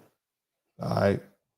Black men have always been the primary target of this system. We've been criminalized, we've been incarcerated, systematically removed from our homes and communities for decades. And now the stakes are even higher because the number one person that suffered because of that were black women and the children that these men left behind. Never forget that. Okay? All right? And under the current administration, right, the deals have been struck with countries like El Salvador, in Panama and other Central American nations, they've been willing. They say they're going to accept foreign-born immigrants, but they'll also accept American citizens who are incarcerated. So what does that mean, brothers? This is the current generation. This is the current political scene we in. Look how extreme that is. That's probably a violation of the 8th Amendment. They don't even care. What about the black men serving time in federal prisons who could be shipped overseas and stripped of their rights, cut off from their families, and basically buried alive in a foreign prison? We've seen this playbook before, haven't we? Right?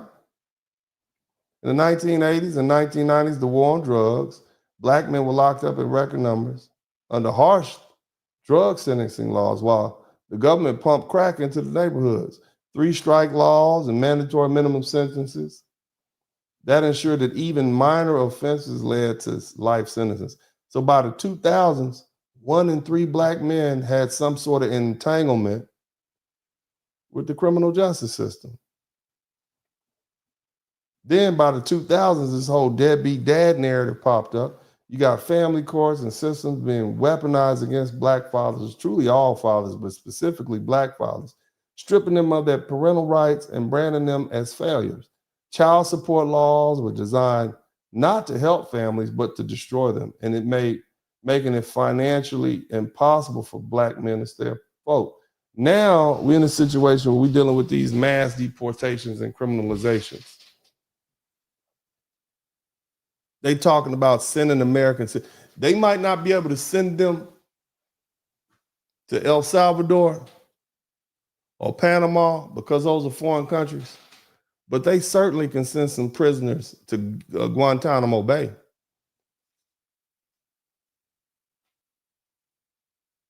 Can you imagine that? Your loved one who's been locked up or just got locked up for a few years, they send him down to Gitmo down in Cuba. See, these expanded incarceration efforts, once they finish with these criminal aliens, they're gonna work on these American criminals.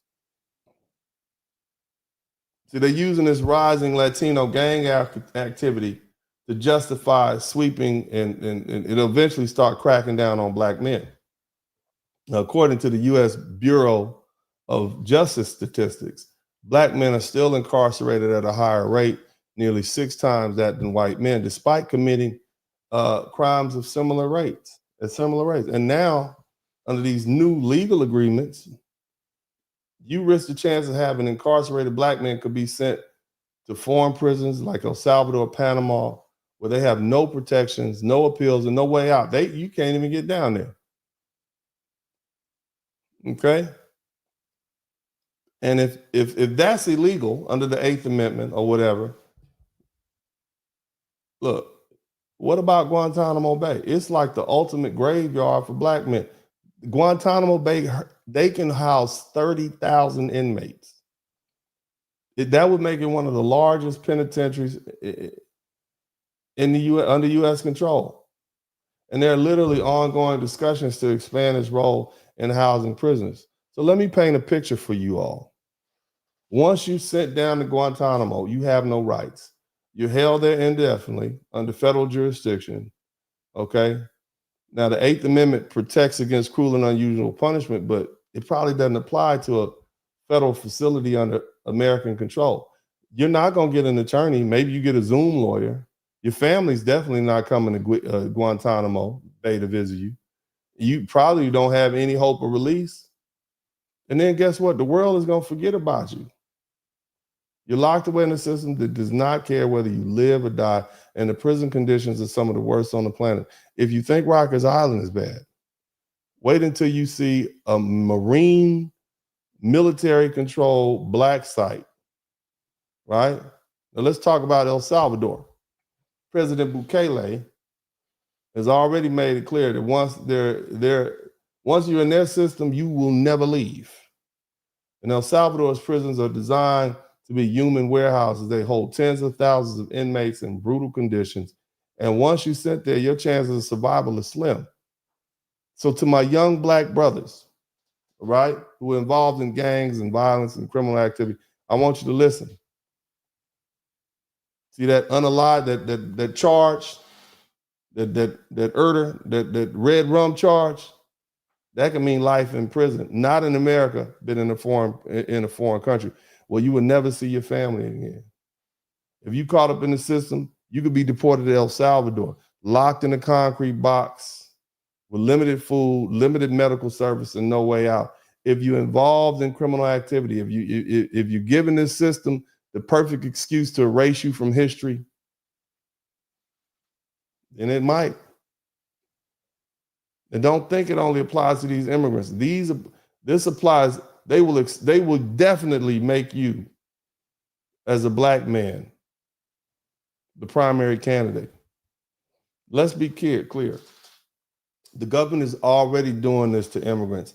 It's sending foreign-born gang members and innocent African people who have done nothing but show up to the country illegally. So I guess they're not in it. But anyway, they send in Jamaicans and Haitians, and they send them to Central American prisons. They send a bunch of Africans to Panama.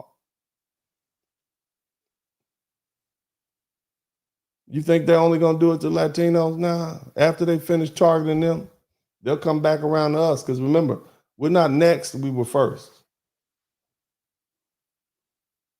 So this is no longer just about making choices. This is about survival. Okay? The days of that gang culture and all that sort of stuff, and there's probably not going to be any second chances, and the laws are changing, and the prisons are expanding. It's not a game. It's not a joke. All right? And this is my warning to you. Now, that being the case, Black people, we have to unite or we will be erased. And this gender war is a distraction. While we're here fighting each other, the system is preparing to do to Black men and Black boys and Black women what it has always done: lock them up, destroy their lives, and leave Black women to suffer alone. If you are a Black woman and you understand this, okay, the men who are supposed to protect and provide you are being erased. The system is targeting your fathers, your sons, your brothers, everybody you love. Okay?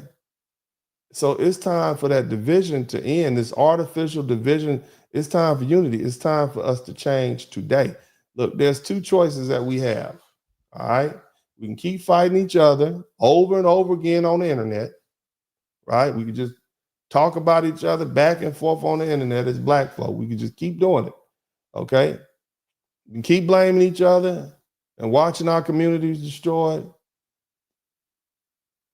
okay? We can do that. Or we can wake up, we can come together, and we can fight for our survival as a unified force. I tell you, brothers, leave these streets alone, because the consequences are no longer just prison. They're exile, abandonment, and destruction. Black women, stop being distracted by this gender war. Stop getting baited into that fight. Yeah, it might have been somebody that hurt your feelings, blah, blah, blah, et cetera, et cetera.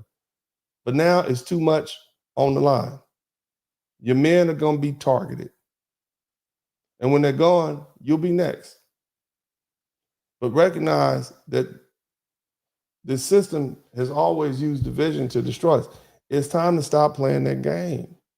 We need to prioritize our lives, our families, and our futures.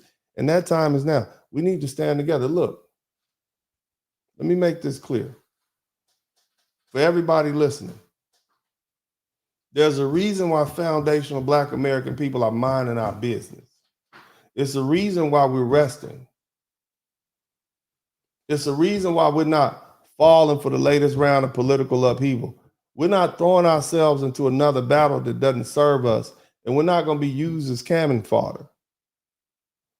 See, we refuse to play along. We are resting. And what they're trying to do to get us off the bench, to get us out of our hammocks, right?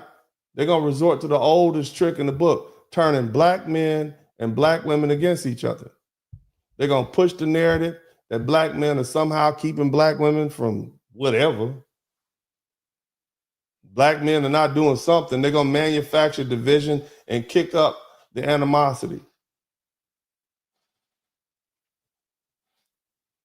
But see, here's the truth. They don't want you to focus. They don't want you to focus on Black men and Black women, on the fact that we're actually on the same page. I told you this before. I'm going to tell you it again. 86% of Black men voted for Kamala Harris in 2024. That's more than any other group. There's no major ideological split between us, Black men and Black women. We are not at war.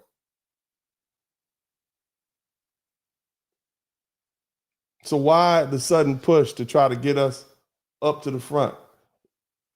Why? And since we said we're resting, why are they now trying to get us divided? Because they need us to fight each other to keep us from realizing our real power. This isn't new, this divide and conquer thing. They've always used division to weaken us. After slavery, they convinced Black women that Black men were irresponsible and dangerous so they could justify mass incarceration and targeting us and bringing us into the prison system. They did that. During the Civil Rights Movement, they told Black women that Black men were holding them back, and that this magical Black patriarchy somehow was oppressing Black women the same way white men oppressed white women. Even though we were fighting the same battle against white supremacy, that managed to convince Black women to go run and help white women get their freedom and their rights. In the 1980s and 1990s, they weaponized welfare policies and family courts to separate black men from their households, brainwashing you into believing that black men ain't nothing, they deadbeat daddies, they don't love their kids, and they don't love you. That's what they did. And now, because we're united in our decision to sit this round out, they're about to start trying to create this fake gender war. They'll kick it up again to weaken our collective stance. They're scrambling because we're no longer playing their game. We have reached a certain level of political sophistication, and we good. See, if we fought each other, they wouldn't have to work so hard to control us. They can give you a little bit and give you a little, give him a little bit, give him, and they could control us like that. If we blame each other, we wouldn't look at the real problem. And the system that has always manipulated, used us and discarded us. But see, I think we see the play now. I think we know what happens next. And so now they're desperate for black bodies to be on the front lines. The truth is the political establishment is panicking, okay? Especially the Democrats who've had control of us for so long. They see black people who have historically been their backbone. Hell, the backbone of every major movement in this country are no longer rushing to the front lines to fight battles that don't serve us. You don't see any black outrage. You don't see much black activism. You see a couple of old politicians out there. Yeah, let me tell your name. Hey, you see a couple of that. But you don't see black bodies in the street. We're not showing up. They tried shaming us and they said, unity. We've always been there for you. It didn't work. They tried guilt tripping us. We ignored it. We rested. Next up, they're going to try to make it seem like black men are the problem, hoping that black women will rise up just to spite black men. But that's a setup. They're going to try to use that old gender war that they manufactured in some kind of way, make it seem like black men are the fault. That's a setup. But see, again, the reality is this. The reason black women aren't in the streets isn't because of black men. It's because black people collectively, foundational black American people, are choosing to step back from a system that has used us for centuries. We have watched as others benefited from our struggles while leaving us behind. We've seen the government hand out policies to every other group while continuing to ignore foundational black American issues. We are tired of being the permanent whipping boy and underclass, and then turn around and expect to fight while everybody else reaps the reward. This is not about division between black men and black women. This is about black people as a whole realizing that we no longer have to be pawns. So let them talk. Let them push the false narratives, because we know the truth. We're finally moving in the unit, and that's what truly scares them. The era of manipulating black people is over. We're thinking for ourselves, we're moving strategically, and we're choosing unity over division. That's a real power play. And they can't stand it.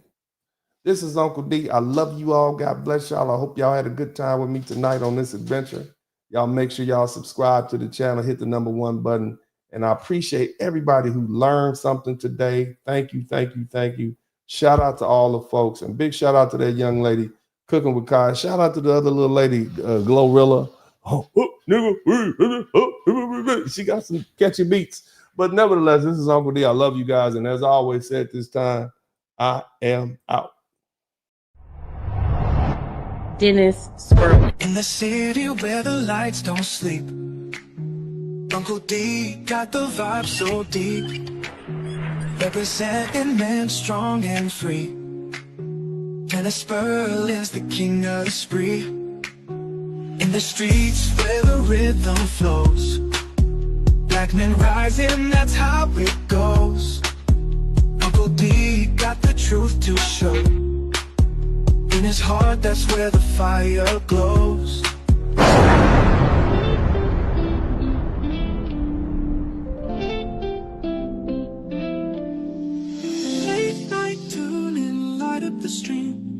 Dennis Berlin wisdom gleam. Voices whisper truth and insight. In his podcast, feel the light. Harmony in every word. Truth and laughter you've heard. That's all right. Wave after wave of smooth delight. Dennis brings the dark to light. Masculinity, baby! Share the tales unfold. The stories pour like morning gold. Feeling the wisdom inside me. Subscribing like time after time. Black men, black men, black men, I want to salute you. The incarceration rate is down. The education rate is up. We up.